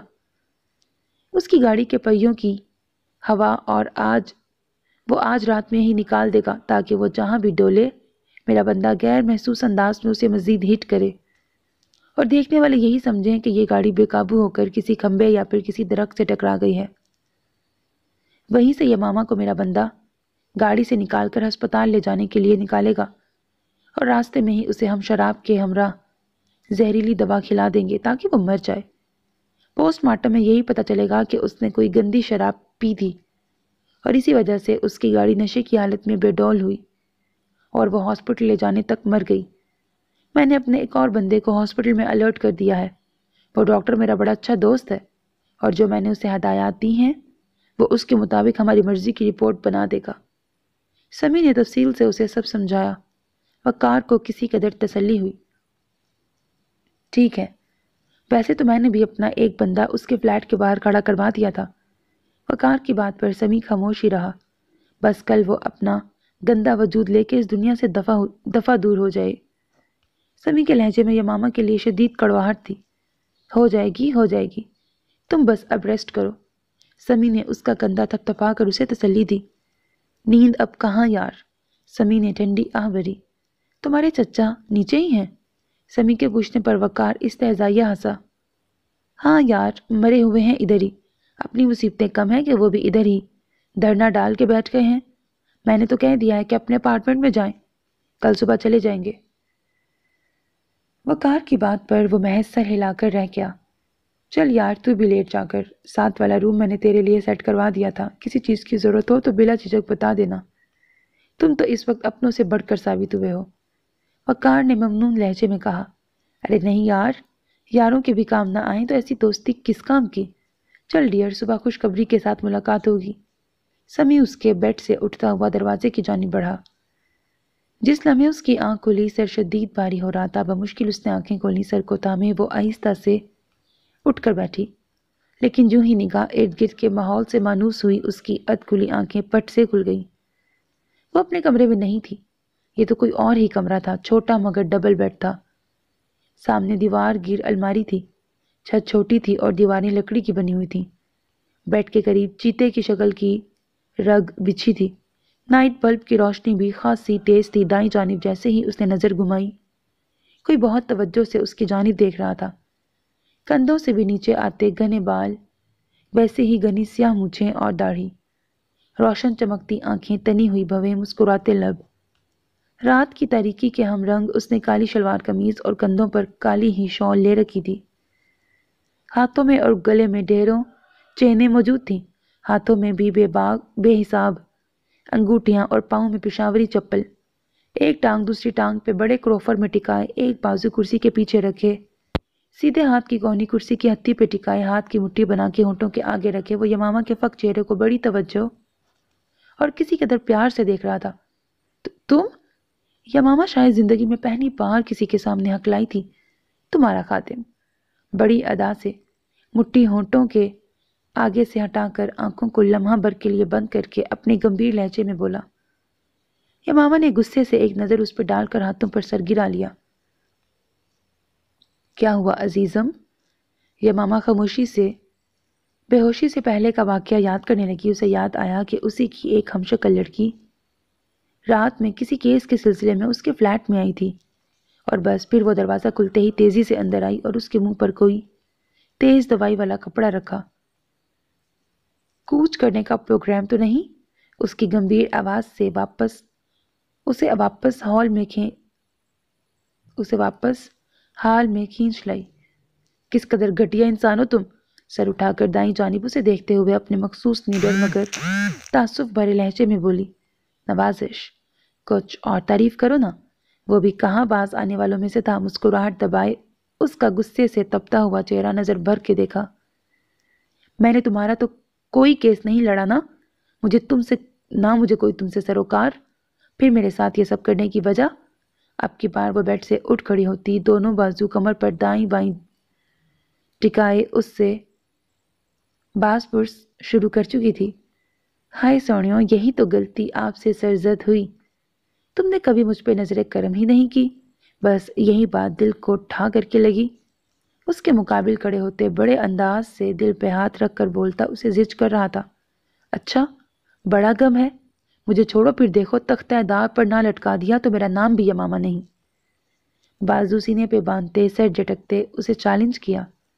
نہ، اب تو غلطی سرزد ہو گئی، اب کوئی تلافی نہیں سوائے۔ تھوڑا سا اور فاصلہ سمیٹتے اب کی بار وہ ہلکا سا اس کے جانب جھکا۔ یمامہ نے ناگواری سے اس کی یہ حرکت دیکھی۔ سوائے میرے قریب رہنے کے، آنکھ دبا کر شریر مسکراہٹ اس پر اچھالتا پیچھے ہوا۔ دیکھو، تمہاری یہ خواہش صرف خواہش ہی رہے گی، مجھے اپنی زندگی سے ویسے بھی کوئی محبت نہیں، اور اسے ختم کرتے مجھے کوئی دکھ بھی نہیں ہوگا، لہٰذا تم جو ناپاک ارادے لے کے میری جانب آئے ہو، بہتر ہے کہ انہیں ارادے ہی رہنے دو۔ سوچنے کا حق تمہیں تھا، تم نے سوچا، مگر اس کے پورا ہونے یا نہ ہونے کا اختیار اب میرے پاس ہے، لہٰذا میں تمہیں وارن کر رہی ہوں کہ ابھی سے پیچھے ہٹ جاؤ، ورنہ میں بہت زہریلی ہوں۔ یمامہ کی وارننگ پر وہ مصنوعی حیرت سے اسے دیکھتے ہولے ہولے سا ہلانے لگا۔ یہی انداز تو مار ڈالتے ہیں مجھے، مگر تمہارے حصول سے پہلے میں مرنا کسی صورت گوارا نہیں کروں گا۔ جھک کر کرسی کے پاس رکھے ٹیبل سے اپنا موبائل اٹھاتے وہ دروازے کی جانب بڑھا۔ او مسٹر، کدھر؟ مجھے چھوڑو پہلے، یمامہ اسے خاموشی سے دروازے کی جانب بڑھتے دیکھ کر چلائی۔ اپنی طرف سے وہ اسے کافی آئینہ دکھا چکی تھی۔ کہاں چھوڑوں؟ دل کی زمین پر تو چھوڑ دیا ہے تمہیں، اور بدقسمتی سے ایک ہی دل ہے، 10-12 ہوتے تو سب پہ چھوڑ دیتا۔ مڑ کر اسے دیکھتے وہ اسی محبت بھری ٹون میں بولا، تمہارا مسئلہ کیا ہے؟ یا اللہ، دیکھو شہنشاہ یا جو کوئی بھی ہو تم، مجھے پلیز واپس چھوڑاؤ، میں تمہارے کسی کام کی نہیں، نہ یہ 3rd کلاس محبت بھرے ڈائلاگ سے میں پگھلنے والی ہوں۔ میں ایک سبزی والے کی محبت تو قبول شاید کر لوں، لیکن ایک دہشت گرد؟ کیا سوچ کے تم نے ایسا سوچا بھی؟ وہ شدید الجھن کا شکار تھی، کیسے اس مصیبت سے نکلے؟ وہ اب تھوڑا لہجہ نرم رکھ کر اسے سمجھانے کی کوشش کر رہی تھی، مگر سامنے بھی شہنشاہ تھا، لوگوں کو ہرانے والا، راج کرنے والا، اپنی منمانے والا اپنی فطرت سے کیسے ہٹتا؟ میں نے سن بھی لیا اور سمجھ بھی لیا، میری پھول جڑی۔ مگر مسئلہ یہ ہے کہ اس بار شہنشاہ کے دل نے دغا کیا ہے، اور شہنشاہ نے پہلی بار دل کی سنی تھی۔ اب اتنی آسانی سے تو میں اپنے دل کی نافرمانی نہ کر سکتا۔ ہاتھ باندھے بڑے عجز سے وہ ایسے اسے سب کہانی سنا رہا تھا جیسے یہ سب سننے ہی تو یمامہ یہاں آئی تھی۔ تو میری نرمی کا ناجائز فائدہ اٹھا رہے ہو۔ میں بکواس کر رہی ہوں کہ مجھے یہاں سے جانا ہے تو بس جانا ہے۔ یمامہ اب کی بار طیش میں آ چکی تھی۔ اگر یہ تمہاری نرمی ہے تو میری جان، تمہارا جلال کیا ہوگا؟ چلو آج وہ بھی دیکھ لیتے ہیں۔ بڑے آرام سے اب کی بار وہ واپس مڑا اور کرسی پہ جا کے اسی انداز میں مٹھی ہونٹوں پر ٹکائے بیٹھ گیا۔ تم کس قسم کے ڈھیٹ ہو؟ مجھے واپس بھیجو، بس ابھی اور اسی وقت۔ وہ بھی مڑ کر اس کے سر پہ کھڑی حکمیہ انداز میں بولی، دروازہ کھلا ہے، تم جا سکتی ہو، میں بھی دیکھوں، بغیر کسی اسلحے کے بیٹھا ہوں۔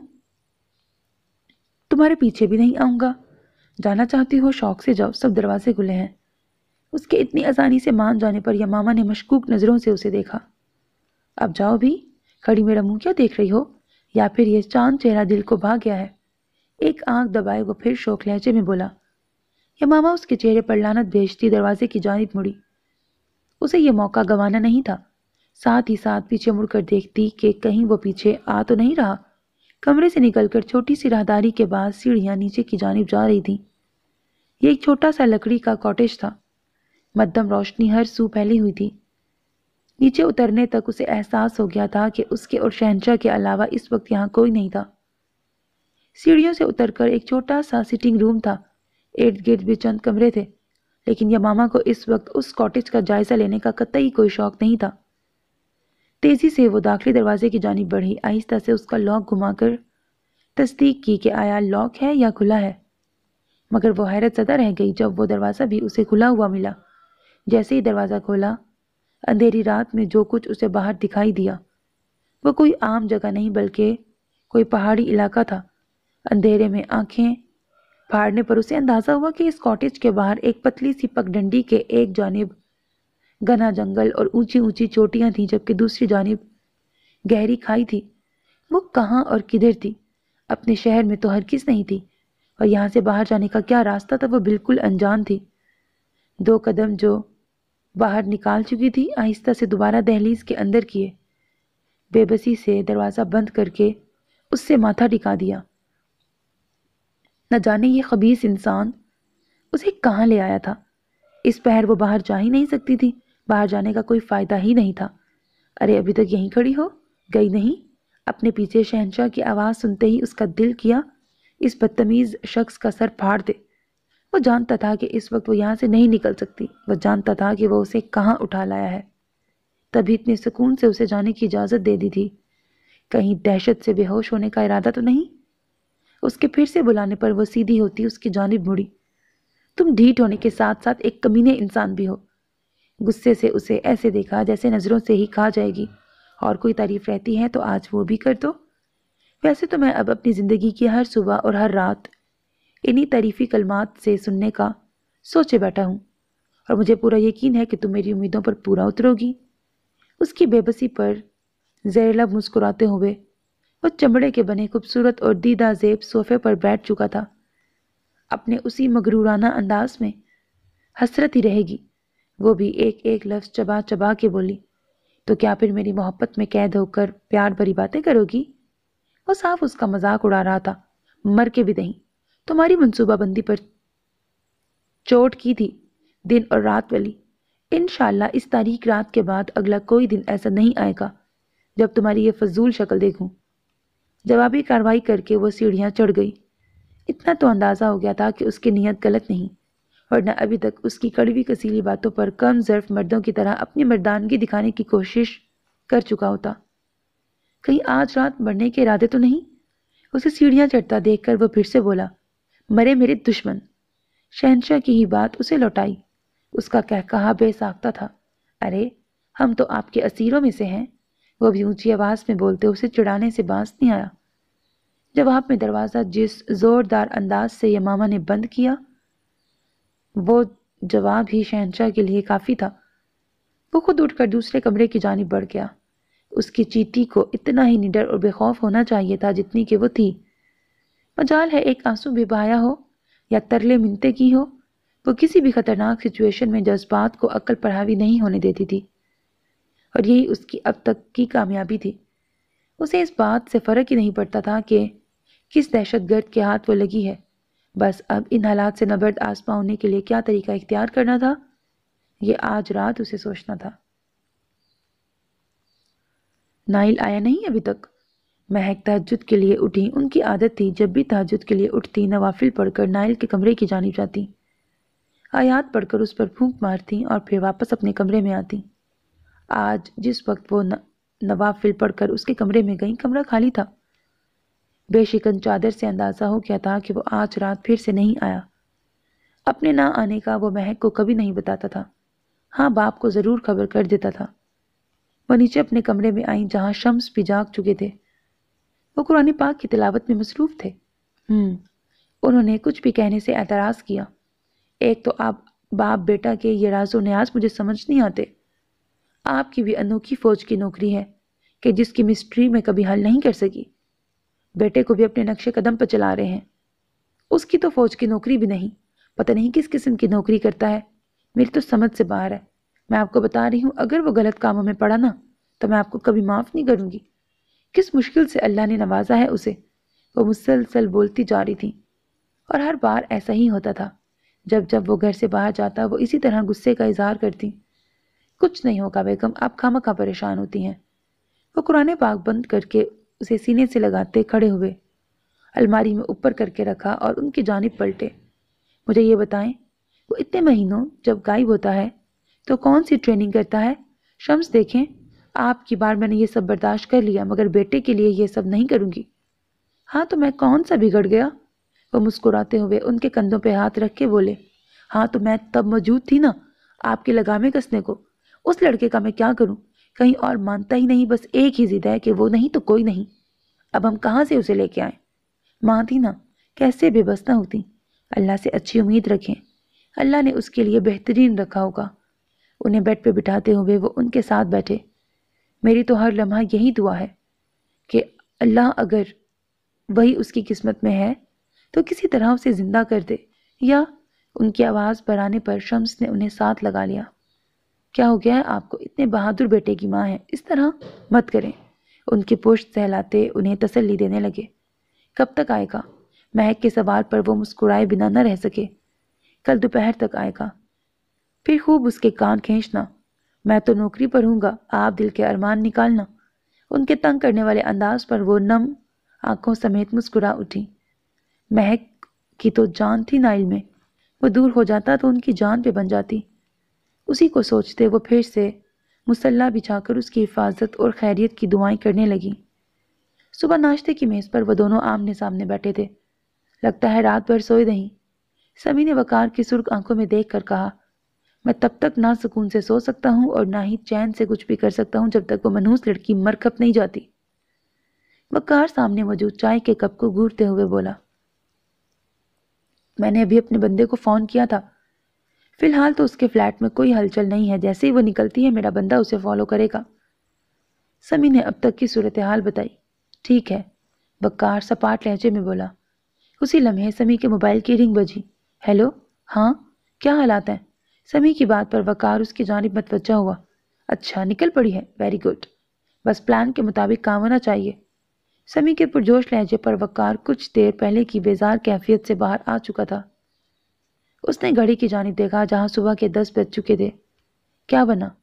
سمی نے جو ہی فون بند کیا وقار نے بے چینی سے پوچھا، حالانکہ وہ جان چکا تھا۔ وہ کورٹ جانے کے لیے نکل کھڑی ہوئی ہے، تم بھی اپنے بندے سے کہو کہ ان کے پیچھے لگ جائے۔ سمی کی ہدایت پر اس نے فوراً عمل کیا۔ ہیلو، ہاں مبشر، اچھا ٹھیک ہے، تم اسے دیکھ چکے ہو، چلو یہ تو بہت اچھا ہو گیا، بس تم بھی اپنی گاڑی اس کے پیچھے لگا لو۔ اس نے مبشر کو بھی وہی ہدایات دیں جو سمی نے کہی تھی۔ بس یار اب کام ہو جائے۔ وقار نے فون بند کرتے ہی اپنی خواہش کا اظہار کیا۔ ہوگا، میں کبھی کچی گولیاں نہیں کھیلتا، تم فکر مت کرو، بس اب تھوڑا ریلیکس ہو کے چائے تو پیو۔ سمی نے اسے تسلی دی۔ وہ اپنے کپ کی جانب متوجہ ہوا۔ Breaking news. فاران نے آج لیٹ آفس جانا تھا۔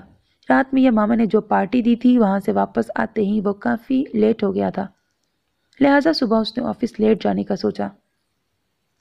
ابھی تھوڑی دیر پہلے ہی وہ لاؤنج میں آیا تھا۔ ربیہ اس کے اٹھتے ہی اس کے لیے ناشتہ بنانے کچن کی جانب چل پڑی۔ اس نے ٹی وی آن کیا ہی تھا کہ بریکنگ نیوز کا سنتے ہی چینل چینج کرتا ہاتھ وہیں رکا۔ مشہور و معروف وکیل یمامہ صدیقی، جنہوں نے پچھلے دنوں ہی ایک مشہور سیاستدان کا کیس لڑا اور کل اس سیاستدان گھرانے کے ایک سربراہ کو سزا دلوانے میں کامیاب ہو گئیں، مگر ابھی تھوڑی دیر پہلے وہ گھر سے آفس کے لیے نکلی ہی تھی کہ کچھ دور جانے کے بعد ان کی گاڑی سڑک پر لہرائی اور سڑک کے ساتھ بنے فٹ پاتھ پہ چڑھ گئی۔ وہیں موجود ایک درخت کے ساتھ بری طرح ٹکرائی۔ موقع پر ہی ان کے پیچھے آتی گاڑیوں میں سے ایک نے انہیں نکال کر اپنی گاڑی میں منتقل کیا اور زخمی حالت میں انہیں ہاسپٹل لے جایا گیا۔ ہمارے نمائندہ اسی جگہ موجود ہیں جہاں اب سے کچھ دیر پہلے یمامہ صدیقی کی گاڑی درخت سے ٹکرائی تھی۔ جی راہیل، آپ ابھی وہیں ہیں؟ تو ناظرین کو بتائیے گا کہ یہ سب کیسے اور کب ہوا۔ وہ نیوز اینکر تو اپنی روزمرہ کی ڈیوٹی نبھانے لگی، مگر نیوز سنتے فاران کی حالت بری ہوئی تھی۔ ٹی وی پر 2 اسکرینز چل رہی تھی۔ ایک میں یمامہ کی گاڑی کی حالت دکھائی جا رہی تھی، دوسری اسکرین پر اس کی مسکراتی تصویر تھی۔ ربیہ اس کے لیے ناشتہ لے کر جیسے ہی لاؤنج میں داخل ہوئی، سامنے موجود LCD پر یمامہ کی تصویر دیکھتے ہی یکدم پریشان ہوئی۔ کیا ہوا ہے؟ وہ خوف زدہ آواز میں فاران سے بولی، جو اس لمحے ساکت بیٹھا تھا۔ نیوز اینکر پھر سے وہی سب دہرانے لگی۔ یکدم فاران اپنی جگہ سے اٹھا۔ میری بچی؟ ربیہ کے منہ سے سب سن کر چیخ نما آواز نکلی۔ میں ہاسپٹل جا رہا ہوں۔ فاران اپنے کمرے کی جانب بڑھا۔ چند منٹ بعد ہی والیٹ، موبائل اور گاڑی کی چابی اٹھائے وہ تیز قدموں سے واپس آیا۔ اس کی سنجیدہ آواز پر ربیہ، جو ٹی وی دیکھتے ساتھ ہی رو رہی تھی، گردن موڑ کر فاران کو دیکھا۔ میں بھی چلوں گی۔ اسے ماں بن کر پیار دیا تھا، کیسے نہ اس وقت تکلیف سے گزرتی۔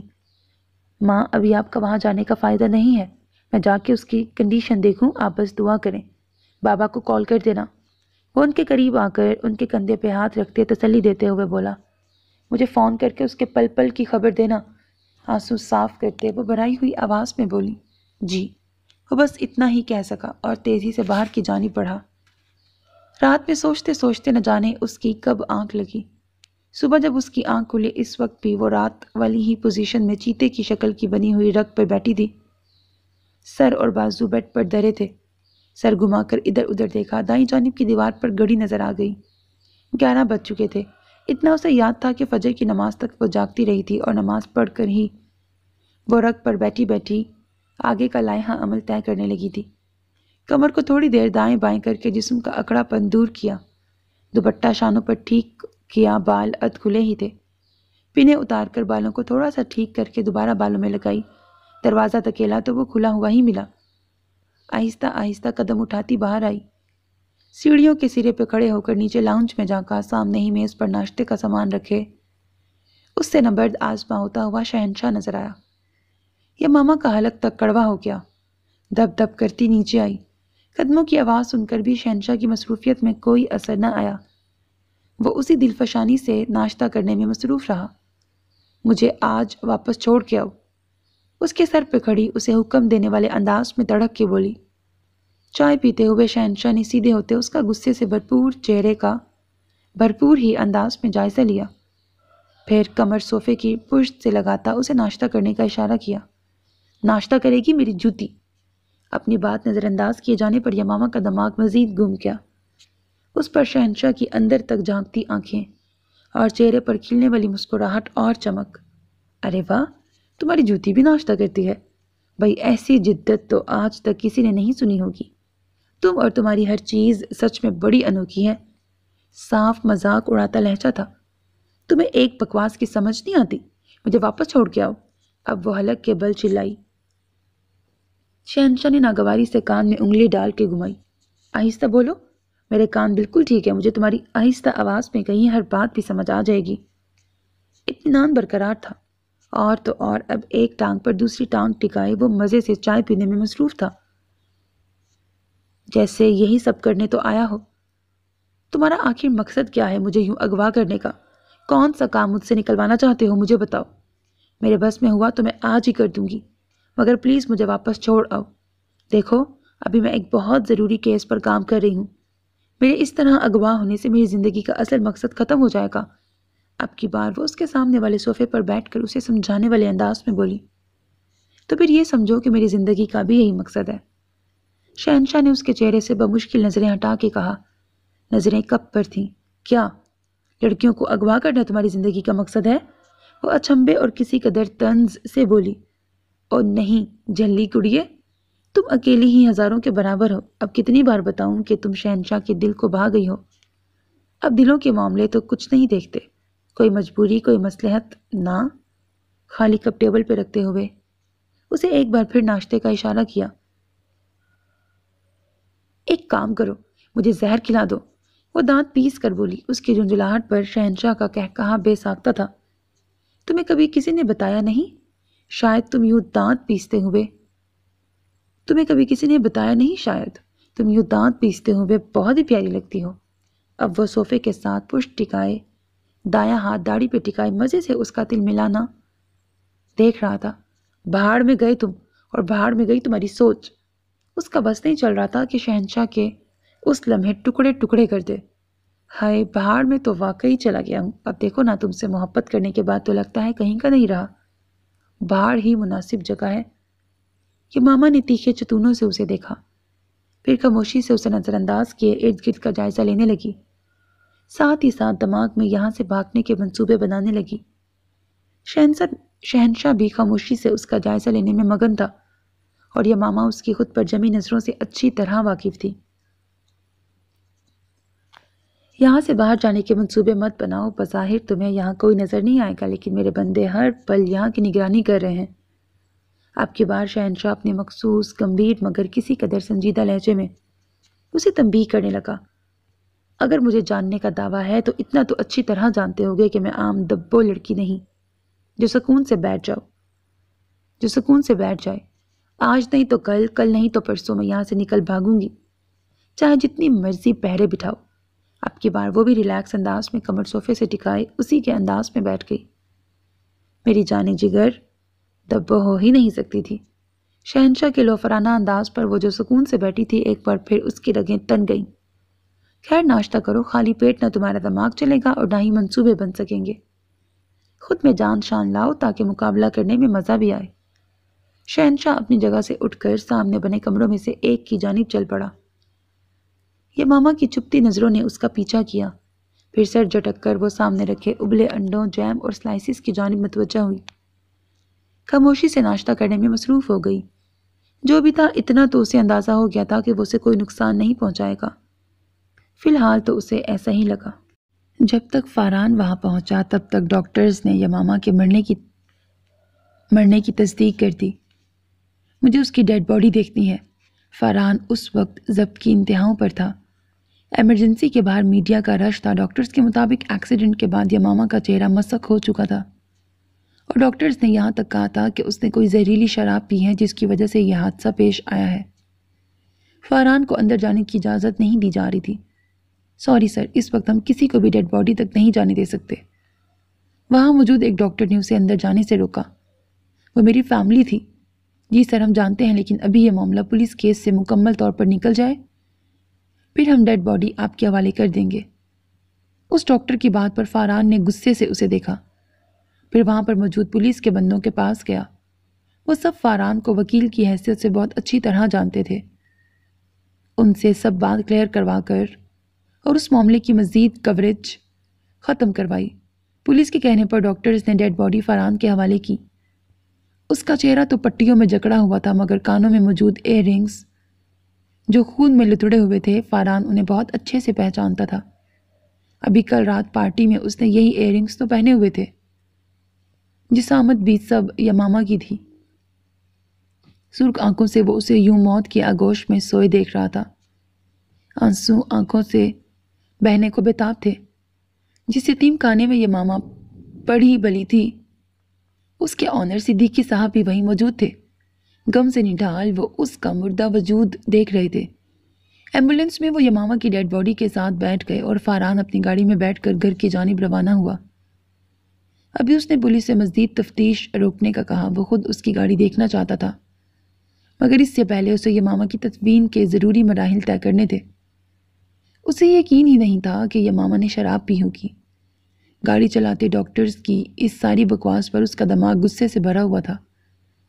وہ اسے بہت اچھے سے جانتا تھا۔ یمامہ نے آج تک کبھی کسی نشے کو ہاتھ نہیں لگایا تھا۔ وہ تو ان سب چیزوں سے نفرت کرتی تھی۔ فاران نے پولیس کو کہہ کر اس کا فلیٹ بھی سیل کروانے کا کہا تھا۔ پولیس فی الحال فاران کی فیملی کی اجازت کے بغیر ان کے فلیٹ کی چھان بین نہیں کر سکتی تھی۔ مبارک ہو دوست۔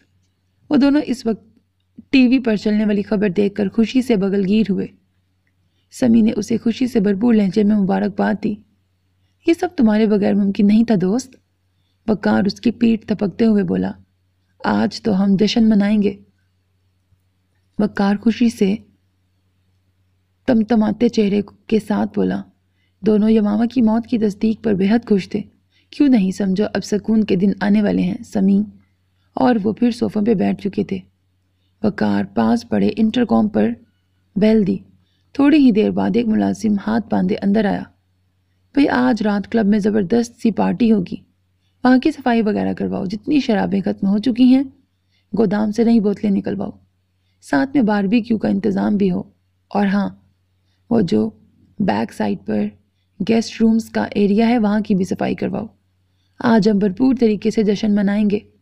سب ہدایات دیتے ہوئے وہ صوفے پر مزید پھیل کے بیٹھا۔ جگر تمہیں بھی آج خوش کر دیں گے۔ ساتھ والے صوفے پر بیٹھے سمی کے بازو پر ہاتھ رکھ کر زور سے دباتے ہوئے وہ جوش سے بولا۔ بتاؤ کون سی ماڈل یا ایکٹریس میرے جگر کو پسند ہے، آج اسے بلاتے ہیں تیرے لیے۔ وہ آنکھ دبا کے بولا۔ ارے یار میں تو عرصہ ہوا شوبز کی دنیا سے دور ہی رہا ہوں، مجھے نہیں معلوم آج کل کون کون ہے یہاں۔ سمی صاف گوئی سے بولا۔ چل پھر تیرے لیے اپنی مرضی کی فٹ والی ماڈل کا انتظام کرتے ہیں۔ تو نے مجھے خوش کیا، اب تجھے خوش کرنا بھی تو میرا فرض ہے نا۔ پھر سے اسے آنکھ دباتے خباثت سے ہنستے ہوئے بولا۔ سمی نے بھی اس کی ہنسی میں اس کا بھرپور ساتھ دیا۔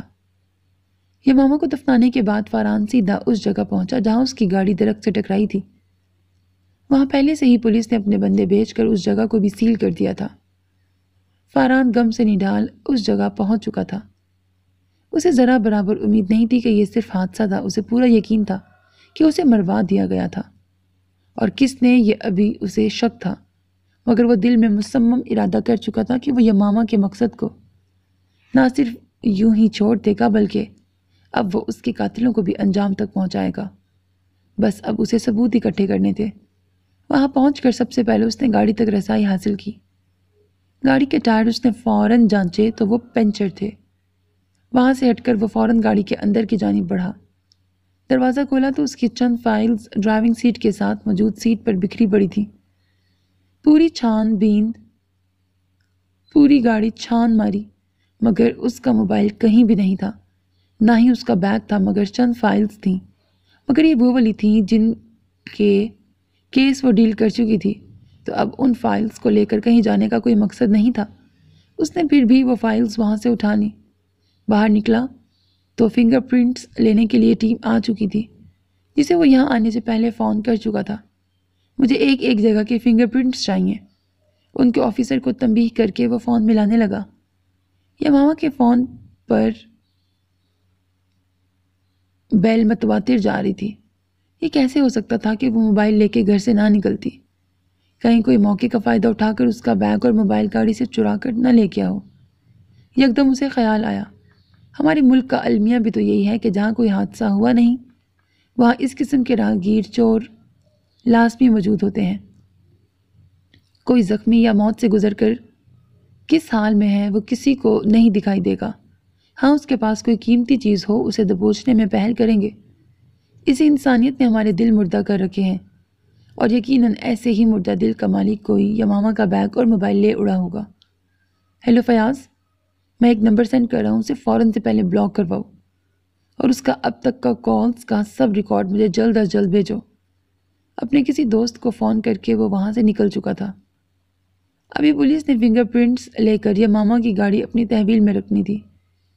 فاران کا رخ اب یمامہ کے فلیٹ کی جانب تھا۔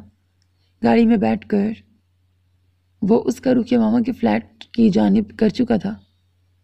صبح ناشتہ کرنے کے بعد وہ کمرے میں جا چکی تھی۔ اتنا اسے اندازہ ہو گیا تھا کہ فی الحال وہ جتنے بھی ہاتھ پاؤں مار لے، ابھی وہاں سے نکلنا ٹھیک نہیں۔ شہنشاہ ابھی چوکنا تھا یا ماما کو اسے اب ایسا تاثر دینا تھا کہ وہ ان سے خوف زدہ ہو چکی ہے تاکہ وہ اس کی جانب سے تھوڑے نرم پڑیں اور یہیں سے وہ فائدہ اٹھا کر نکل بھاگے گی۔ یہی سب سوچتے وہ بیڈ پر نیند دراز تھی اور اسی طرح سو بھی گئی تھی۔ اس کی آنکھ کسی کے گنگنانے سے گلی۔ یہ شام پھر نہیں آئے گی، اس شام کو، اس ساتھ کو آؤ امر کر لیں۔ میں تمہارے قریب، تم میرے پاس ہو، اور کچھ ہو نہ ہو، بس یہ احساس ہو۔ مدھم سی گنگناہٹ کے ساتھ ہی اسے اپنے چہرے پر کسی کی انگلیوں کا لمس محسوس ہوا۔ وہ کرنٹ کھا کر سیکنڈ سے بھی پہلے سیدھی ہو کے بیٹھی، بے یقین نظروں سے اپنے بائیں جانب بیڈ پہ بیٹھے شہنشاہ کو دیکھا، جن کی نظروں میں اس وقت الگ ہی چمک تھی۔ یا ماما کی یوں تیزی سے اٹھنے پر وہ طیش میں آنے کی بجائے ہولے سے مسکرایا، گھٹیا پن پر اتر آئے۔ یا ماما طنز کے تیر برساتی بیڈ پر سے اٹھ کر سامنے موجود صوفے پہ بیٹھی۔ تم تو اتنی خالص ہو کہ تمہارے ساتھ گھٹیا پن پر چاہ کر بھی نہیں اتر سکتا۔ ایک سرد آہ بھرتے ہوئے اس نے سیاہ ٹیبل پر موجود سگار سلگایا۔ مگر یوں میرے سونے کا فائدہ اٹھا کے میرے کمرے میں آ کر یہ سب بکواس کرنا گھٹیا پن نہیں تو اور کیا ہے؟ وہ دانت پیس کے بولی۔ ارے واہ، تم نے تو بہت جلد میری امیدوں پر پورا اترنا شروع کر دیا ہے۔ میرا کمرہ، واہ، مزہ آیا سن کر۔ سر کو ہولے ہولے جنبش دیتا، منہ سے دھواں اڑاتا وہ محسوس کن انداز میں بولا۔ یہ ماما اسے لتاڑ رہی تھی اور وہ اپنے ہی راگ الاپ رہا تھا۔ آئندہ مجھے ہاتھ مت لگانا، ورنہ میں بہت برا حشر کروں گی۔ اور اب مجھے بتاؤ کہ اس اغوا کا کیا مقصد ہے؟ تم کیا سوچ رہے ہو یا سوچ چکے ہو؟ اور کس خوش فہمی میں ہو وہ بھی بتا دو۔ یہ ماما نے اس کی حرکتوں پر چڑھتے ہوئے پوچھا۔ ارے ارے، سانس تو لو، یہاں بھی کٹہرا کھول کے بیٹھ گئی ہو، کوئی پیار محبت کی بات کرو۔ وہ حیرت سے ہنستے اسے اور غصہ دلا گیا۔ تم پتہ نہیں کن خوش گمانیوں میں ہو، عجیب کوئی بے دہشت گرد اور چور چکے ہو۔ تمہیں یہ سمجھ ہی نہیں آ رہی کہ میں تمہاری اتنی انسلٹ کر رہی ہوں۔ مجھے کسی طور تم گوارا نہیں ہو، مگر تم ہو کہ اثر ہی نہیں کوئی تم پہ۔ وہ اب کی بار حیرت کی زیادتی سے بولی۔ شہنشاہ اس کے انداز پر ہلکا سا کہکہا لگا کر اپنی جگہ سے اٹھ کر یماما کی جانب بیڈ پر اس کے مقابل بیٹھا۔ پہلی بات تو یہ کہ اس اغوا کا مقصد تمہیں ہمیشہ کے لیے اپنا بنانا ہے۔ دوسری بات، چور چکا ہوں یا ڈاکو ہوں، جو بھی کہو، بس اب سے صرف تمہارا ہوں۔ ہاتھ دل پہ رکھے ہولے سے جھکتا وہ اسے پاگل کے سوا کچھ نہ لگا۔ اوہ، یہ شادی والی پلاننگ تو تم اپنے دماغ سے بالکل ہی نکال باہر کرو۔ یہ ماما نے اب کی بار کڑے انداز میں اسے وارن کیا۔ کیوں؟ شہنشاہ نے پل بھر کی بھی دیر کیے بنا سوال پوچھا۔ کیونکہ میں پہلے سے ہی شادی شدہ ہوں۔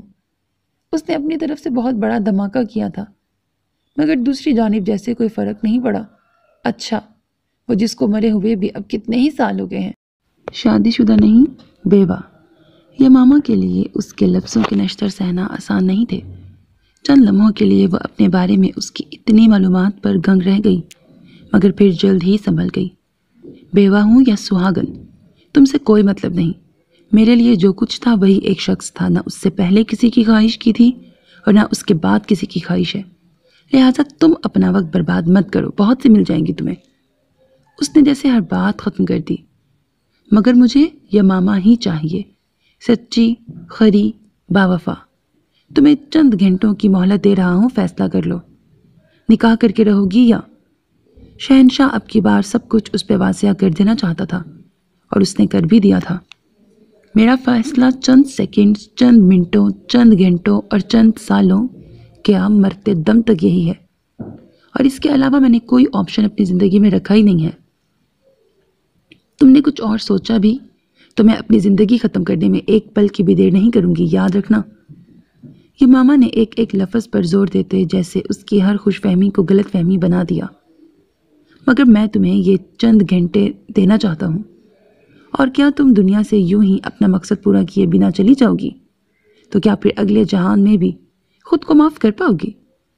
شہنشاہ اپنی جگہ سے اٹھ کر اب دروازے کی جانب بڑھ رہا تھا۔ مگر اس کے منہ سے نکلنے والے الفاظ یمامہ کو پھر سے گنگ کر گئے۔ یہ کون تھا جو اس کے ماضی سے واقف تھا؟ وہ تو ربیہ، فاران اور احمد کے علاوہ اور کوئی نہیں جانتا تھا۔ پھر یہ سب اسے کیسے پتہ چلا؟ یمامہ نے پہلی بار اب سنجیدگی سے شہنشاہ کے بارے میں سوچا۔ کون ہو تم؟ اسے وہ کوئی بہروپیہ لگا۔ شہنشاہ اس کے حیرت میں لپٹے سوال پر کمرے کا دروازہ کھولتے کھولتے ہولے سے مسکرایا، مڑ کر اس کی جانب دیکھا اور پھر سینے پر ہاتھ رکھ کر ہولے سے جھکا۔ تمہارا خادم۔ سیدھے ہوتے اس کی آنکھوں میں چھپے مشکوک سے تاثرات نے شہنشاہ کی مسکراہٹ کچھ اور گہری کی۔ مزید کچھ بھی کہے بنا خاموشی سے دروازہ کھول کر باہر نکل گیا۔ ہیلو سر جی، اب ان کا کیا کریں گے؟ وہاج اس وقت اپنے فلیٹ پر بیٹھا تھا۔ یمامہ کی موت کی خبر پر اس نے بھی سکھ کا سانس لیا تھا۔ اس حادثے کا مطلب یہ تھا کہ اب کچھ عرصہ اس کا کیس التوا میں جانے کی کافی حد تک امید تھی۔ ہاں یار، اب معاملہ ٹھنڈا پڑ چکا ہے، تو جس طرح ہم نے پلان کیا تھا اسی طرح ان منشیات کے ٹرک جانے دو۔ بارڈر پر میں نے پولیس کے چند بندے لگا دیے ہیں، وہ بہت آسانی سے ہمارا مال نکلوا دیں گے۔ ساتھ ہی ساتھ جو اسلحے کے ٹرک ہیں انہیں بھی نکلنے دو، اور انہی کے ذریعے چند دہشت گرد بھی واپس چلے جائیں گے، کیونکہ یہاں وزیرستان کے حالات بہت کشیدہ ہو گئے ہیں۔ ہمارے ان بندوں کا اب یہاں رکنا خطرے سے خالی نہیں، اور اگر یہ بندے پکڑے گئے تو سمجھو میں تو سیدھا تختہ دار پر لٹکوں گا، کیونکہ یہ وہی بندے ہیں جن کی فوٹیج اس لڑکی کے پاس ہے۔ وہاج موقع کا فائدہ اٹھا کر جلد سے جلد ہر ثبوت ختم کرنا چاہتا تھا۔ ٹھیک ہے سر، کوئی مسئلہ ہی نہیں، سب انتظام بہت اچھے سے ہو جائے گا۔ اس نے وہاج کو پوری طرح تسلی کروائی۔ بہت احتیاط سے انہیں میری حویلی سے نکالنا، کسی کو بھی شک نہ ہو کہ وہ میری حویلی میں تھے۔ وہاج نے ایک اور ہدایت دی، میرا بیٹا انہیں میری حویلی سے نکال کر گاؤں کے فارم ہاؤس تک پہنچا دے گا، تم نے فارم ہاؤس سے انہیں آگے لے کے جانا ہے۔ ٹھیک ہے سر، آپ بے فکر ہو جائیں۔ اس نے پھر سے وہاج کی تسلی کروائی۔ پوری تسلی کر کے اس نے فون بند کیا اور ساتھ ہی کہیں اور فون گھمایا۔ ہیلو، ہاں بھائی، آج رات کا کیا پلان ہے؟ دوسری جانب کی گفتگو سننے کے بعد اس نے ایک ٹھنڈا سانس بھرا۔ ارے یار، بڑے دنوں بعد تو اس ذہنی پریشانی سے آزادی ملی ہے۔ بس مجھے بتا دو کتنے پیسوں کا جوا رکھا ہے، میں لیتا آؤں گا۔ چہکتی آواز میں اس نے پوچھا۔ چلو ٹھیک ہے، میں نکلتا ہوں پھر۔ فون بند کر کے وہ اپنے چند دوستوں کے ساتھ جوا کھیلنے نکل پڑا۔ تم نے پوری طرح اس جگہ کا نقشہ سمجھ لیا ہے؟ نقشہ سمجھ لیا ہے۔ شمس اور نائل کے ہمراہ ان کی پوری ٹیم اس وقت ان کی مخصوص جگہ پر موجود تھی۔ جی سر، یہ پورا نقشہ اسی جگہ کا ہے، اور یہ جو میں نے ریڈ لائن لگائی ہے یہ اس جگہ رسائی حاصل کرنے کا سب سے محفوظ راستہ ہے ہمارے لیے۔ اس راستے پر زیادہ تر ڈاکو موجود ہوتے ہیں، وہاں کا کوئی رہائشی بھی اس جگہ سے رات کے اس پہر نہیں گزرتا۔ ذیشان نے ٹیبل پہ پھیلائے نقشے پر مارک کرتے ہوئے کہا، اور یہ جو گرین لائن والا راستہ اس پر دکھائی دے رہا ہے یہ ان کے خاص لوگ استعمال کرتے ہیں۔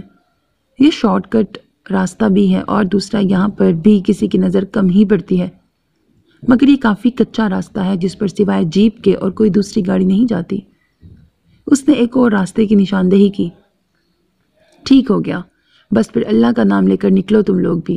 اپنی کرسی سے کھڑے ہوتے شمس نے اپنی 11 بندوں پر مشتمل ٹیم دیکھی۔ ٹھیک ہے سر۔ وہ سب بھی اپنے اپنے یونیفارم میں اٹھ کھڑے ہوئے۔ سب اس وقت سیاہ یونیفارم میں اسلحے سے لیس تھے۔ یہ دونوں بندے آج پکڑے جانے بہت ضروری ہیں، ورنہ ہمارا یہ کیس کمزور پڑ سکتا ہے۔ شمس نے انہیں پھر سے تنبیہ کی۔ انشاءاللہ سر۔ وہ سب یک زبان ہوئے، جن میں سب سے بلند آواز نائل کی تھی۔ فرحان کچھ دیر پہلے ہی یمامہ کے فلیٹ سے واپس آیا تھا، مگر وہاں بھی اسے ایسا کوئی تسلی بخش ثبوت نہیں ملا جس کی بنا پر وہ کسی پر کوئی الزام لگا سکتا، مگر اسے اتنا یقین ضرور تھا کہ اس کام کے پیچھے وقار یا وہاج میں سے ہی کوئی تھا۔ کچھ دن پہلے جیسے وہ یمامہ کے آفس آ کر اسے دھمکی لگا کر گیا تھا، اس سب سے یہ بات واضح ہوتی تھی کہ یقیناً اس سب میں کہیں نہ کہیں وہ ملوث ہے۔ کیا بنا؟ ربیہ غم سے نڈھال اس وقت بمشکل خود کو سنبھال کر فرحان کے کمرے میں آئیں۔ سارا دن لوگوں کا تانتا بندھا رہا تھا، رو رو کر ان کی آنکھیں بری طرح سوج چکی تھیں۔ فرحان بیڈ کے ساتھ پشت ٹکائے بیٹھا تھا، آنکھیں سامنے دیوار پر ٹکی تھی۔ ماں کو کمرے میں آتے دیکھ کر سیدھا ہو کے بیٹھا، وہ آہستہ روی سے چلتی ہوئی اس کے سامنے بیڈ پہ بیٹھی۔ ابھی تو کچھ پتہ نہیں چلا، بس اب اس کی گاڑی اور فلیٹ پر موجود فنگر پرنٹس کے نشانوں کا کچھ پتہ چلے تو معاملہ آگے بڑھاؤں گا۔ ان کے ہاتھ پکڑ کر بے بسی سے وہ سر جھکا گیا۔ میری بچی کی زندگی کی سب سے بڑی خواہش پوری ہونے والی تھی۔ اللہ، یہ کیا ہو گیا؟ میں بالکل تہی دست رہ گئی۔ فاران کے ہاتھ تھامنے کی دیر تھی، وہ پھر سے رونے لگ گئی۔ اور وہ جس نے سارا وقت ضبط سے سب معاملات سنبھالے تھے، ماں کے سامنے سارا ضبط کھو گیا۔ میں اسے ہمیشہ منع کرتا تھا، یا ماما یوں لوگوں کے ساتھ ضد مت لگایا کرو، یہ دنیا بھیڑیوں کی ہے، مگر وہ ماں کی گود میں سر رکھے شدت گریہ سے رو پڑا۔ مگر وہ نہیں سنتی تھی، اس پر تو بس ایک ہی دھن سوار تھی، لوگوں کو انصاف دلانے کی۔ اور اب جب وہ اپنے خاندان کو انصاف دلوانے چلی تھی تو یوں ان درندوں اور بھیڑیوں کی نظر ہو گئی، دونوں پھوٹ پھوٹ کر رو دیے۔ اس نے ہمارا بنا سوچا کہ ہم اس کے بنا کیسے رہیں گے۔ آنسو تھے کہ آنکھوں سے ختم نہیں ہو رہے تھے۔ وہ دل کا سب غبار ماں کے سامنے نکال رہا تھا۔ ربیہ دایاں ہاتھ اس کے کندھے پہ پھیر رہی تھی اور بائیں ہاتھ سے اپنے آنسو صاف کر رہی تھی۔ بس بیٹا، مجھے تو یہ تکلیف کھائے جا رہی ہے کہ نہ جانے میری بچی نہ جانے کس تکلیف سے گزری ہوگی۔ یہی سوچ سوچ کر لگتا ہے دل پھٹ جائے گا۔ منہ پر ہاتھ رکھے وہ سسکیوں سے رو رہی تھی۔ میں چھوڑوں گا نہیں اسے، جس نے میری یا ماما کے ساتھ یہ سب کیا ہے۔ میں مان ہی نہیں سکتا کہ یہ حادثہ تھا۔ جب دل کھول کر رو لیا تب آنسو صاف کر کے وہ ماں کی گود سے اٹھا۔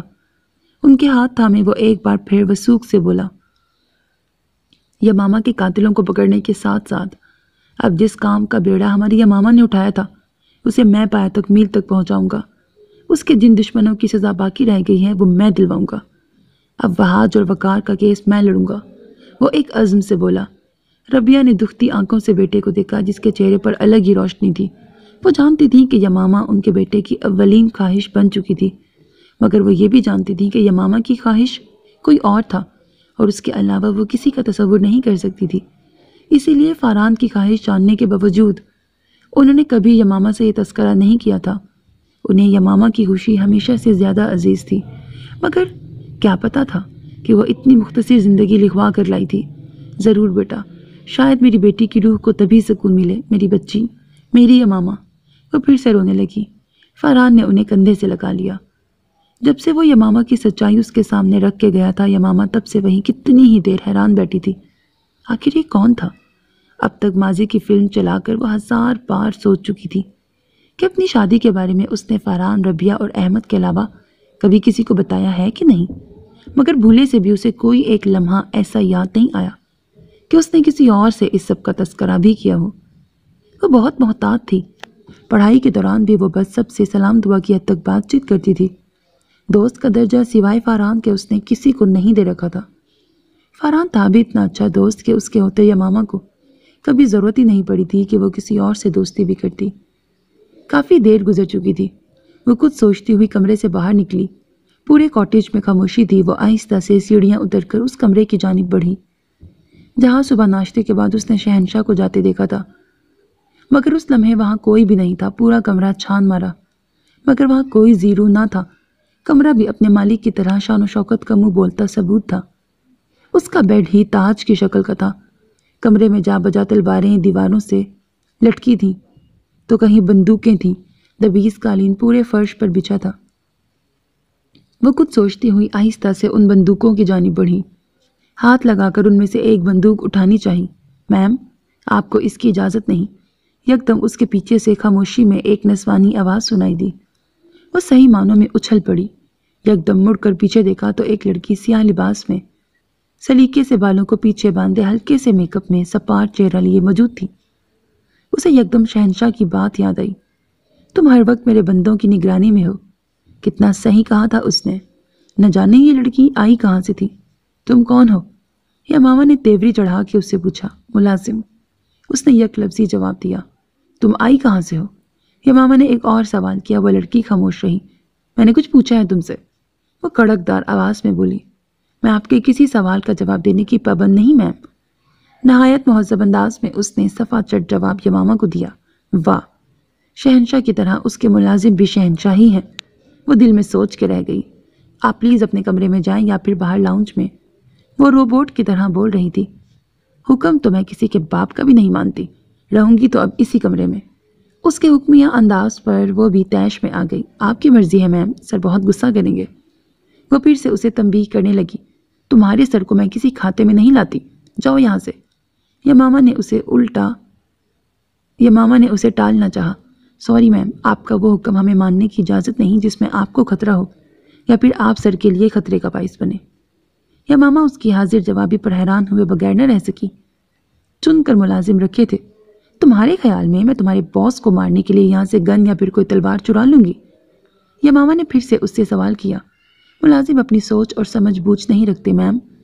اس کے جواب پر اب کی بار وہ ہولے سے مسکرائی۔ بھئی ماننا پڑے گا، شہنشاہ کی ہر چیز ہی لاجواب ہے۔ ویسے تمہیں ڈر نہیں لگتا اپنے سر سے؟ عجیب بھوتوں والا حلیہ ہے۔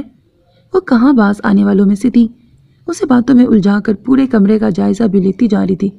میم، یہاں ہر بات ریکارڈ ہو رہی ہے، اس نے یمامہ کو اطلاع دی۔ ہاں، اگر ریکارڈ نہ ہو رہی ہوتی تو تم یقیناً میری بات سے اتفاق کرتی، وہ کہا لگا کے بولی، مگر سامنے والی سپاٹ چہرہ لیے ہی کھڑی رہی۔ میم پلیز کسی چیز کو ہاتھ مت لگائیں۔ اب وہ بیٹھ کے سائڈ ٹیبلز کے درازوں کا جائزہ لینے لگی۔ اس لڑکی نے پھر سے اسے نہ صرف روکا بلکہ اس کے پاس آ کر سختی سے اس کا ہاتھ ہٹا کر دراز بند کیا۔ دیکھو، میں تمہارے ساتھ کوئی بدتمیزی نہیں کروں گی، پلیز مجھے یہاں سے نکلوا دو۔ وہ اب کی بار پیچھے ہو کر شرافت سے کھڑی اس سے مدد مانگنے لگی۔ اس کا جواب آپ کو سر ہی دیں گے، ہمیں جس کام کے لیے رکھا ہے ہم وہی کرتے ہیں، آپ اب باہر چلیں۔ اب وہ یمامہ کو بازو سے پکڑ کر باہر لے آئی۔ یمامہ بھی خاموشی سے باہر آ گئی، کیونکہ دراز میں موجود اپنا موبائل وہ بے حد خاموشی سے اٹھا چکی تھی کہ اس لڑکی کو بھی علم نہ ہوا۔ رات کے پہر اس سنسان سڑک سے دھول اڑاتی گاڑی اپنی منزل کی جانب گامزن تھی۔ یکدم گاڑی ہچکولے کھا کے رک گئی۔ انہیں امید تھی کہ کچھ نہ کچھ تو ہوگا ہی۔ ڈرائیور نے گاڑی فوراً روکی۔ جھاڑیوں کے چاروں اور سے سیاہ لبادے میں لپٹے بہت سے لوگ ان کی لینڈ کروزر کا گھیراؤ کیے کھڑے تھے۔ کالے شیشوں والی اس لینڈ کروزر کے اندر کون تھا وہ دیکھنے سے قاصر تھے۔ بندوقوں کی نالوں کا رخ ہر جانب سے گاڑی کی طرف تھا۔ پچھلی سیٹ کا شیشہ بے حد آہستگی سے نیچے ہوا۔ کون ہو تم لوگ؟ باہر نکلو، سیاہ لبادوں میں موجود ایک شخص شیشے کے قریب آ کر روبدار انداز میں بولا۔ سب کے چہرے نقاب میں پوشیدہ تھے۔ گاڑی کی کھڑکی کے قریب موجود چہرہ اس شخص کو کچھ جانا پہچانا لگا۔ ابے تیرا باپ ہوں میں، یہ بندوقیں نیچے کرو اور تتر بتر ہو جاؤ یہاں سے۔ گاڑی میں سے آنے والی روبدار اور کڑک آواز نے ان سب کو لمحہ بھر کو گنگ کیا۔ کہ کون؟ جو شخص باہر نکلنے کا روب جھاڑ رہا تھا۔ آواز سن کر وہ گھبرایا۔ تمہارا باپ شہنشاہ۔ حرامو، اب تم لوگوں کو تعارف کروانا پڑے گا۔ وہ دانت پیس کے بولا، معاف کر دے حضور۔ او سب بندوقیں نیچے کرو۔ اس نے فوراً گگیاتے ہوئے اپنے ساتھیوں کو آواز لگائی۔ بدماشوں کے سردار سے وہ کیوں کر پنگا لے سکتے تھے؟ اب تک صرف اس کا نام سن رکھا تھا اور نام ہی کافی تھا۔ معافی سرکار۔ یکدم وہ ہاتھ جوڑے اس سے معافی مانگنے لگا۔ اپنے دماغ میں بٹھا لو، ایسے خطرناک راستے جن کا لوگ صرف تصور کرتے ہیں، شہنشاہ کی اصل گزرگاہ ہی یہی راستے ہوتے ہیں۔ کسی اور مائی کے لال کی ہمت نہیں ہوتی ایسے راستوں سے گزرنے کی۔ آئندہ احتیاط کرنا۔ اسے تنبیہ کرتے اس نے گاڑی کا شیشہ دوبارہ چڑھا لیا اور یہ جا وہ جا۔ وہ سب ابھی تک پیچھے کھڑے کانپ رہے تھے۔ سب جانتے تھے اس سے دشمنی مول لینے والا کہاں تک جاتا ہے کوئی نہیں جانتا۔ رات ہو چکی تھی مگر شہنشاہ کا کوئی اتا پتہ نہیں تھا۔ یمامہ نے شکر ہی ادا کیا، یہاں رہ کر بھی اس نے کون سے جھنڈے گاڑ دینے تھے سوائے اس کا خون جلانے کے، مگر وہ حیرت زدہ تھی کہ آخر وہ اس کے بارے میں اتنی معلومات کیسے رکھتا تھا۔ اس پر 2 حرف پیش تھی۔ وہ قمیض کی آستین میں چھپے موبائل کی جانب متوجہ ہوئی۔ اس لڑکی کے مطابق اس کی ایک ایک حرکت کو شہنشاہ کیمرے کی آنکھ میں ریکارڈ کر رہا ہے، تو کمرے میں بھی وہ ان کیمروں اور مائک سے محفوظ نہیں تھی۔ آخری ٹھکانہ واش روم تھا۔ وہ فوراً سے پہلے واش روم کی جانب بڑھی۔ اندر آتے ہی اس نے چٹکنی چڑھائی، موبائل کو آستین میں سے نکالا، آن کیا ہی تھا کہ نو سگنل نے منہ چڑھایا۔ یمامہ نے مایوسی سے موبائل کو دیکھا۔ لانے کا کوئی فائدہ نہیں ہوا تھا۔ اگر میرے سگنل نہیں آ رہے تو اس منحوس کا موبائل یہاں کیسے چلتا ہے؟ اس نے صبح کی ہی ناشتے کے دوران شہنشاہ کو موبائل پر میسج ٹائپ کرتے دیکھا تھا۔ جن تو ہے، کر لیا ہوگا کوئی جادو ٹونا۔ وہ غصے سے سر جھٹک کے رہ گئی۔ دل ہی دل میں شہنشاہ کو ہزاروں صلواتیں سنائی۔ اب پھر سے اس کے رحم و کرم پہ۔ اس نے سر اٹھا کر بے بسی سے ارد گرد کو دیکھا اور مایوس ہوتی باہر آ گئی۔ So میرے عزیز listeners, this was the end of first mega episode. Hope that you like it. اب اس کے نیکسٹ 2 ایپیسوڈز رہ گئے ہیں، ڈیلی بیسس پہ آپ کو مل جائیں گے۔ اپنا بہت خیال رکھیے گا، نیک تمناؤں کے ساتھ اللہ حافظ۔ اور اگر ابھی تک آپ نے میرا چینل کو سبسکرائب نہیں کیا تو پلیز چینل کو سبسکرائب کرنا اور ویڈیو کو لائک کرنا ہرگز نہ بھولا کریں، because that's how you can encourage me. اور ہاں، کمنٹ سیکشن میں اپنی رائے کا اظہار بھی کر دیا کریں، that is also a sort of motivation for me. اللہ حافظ۔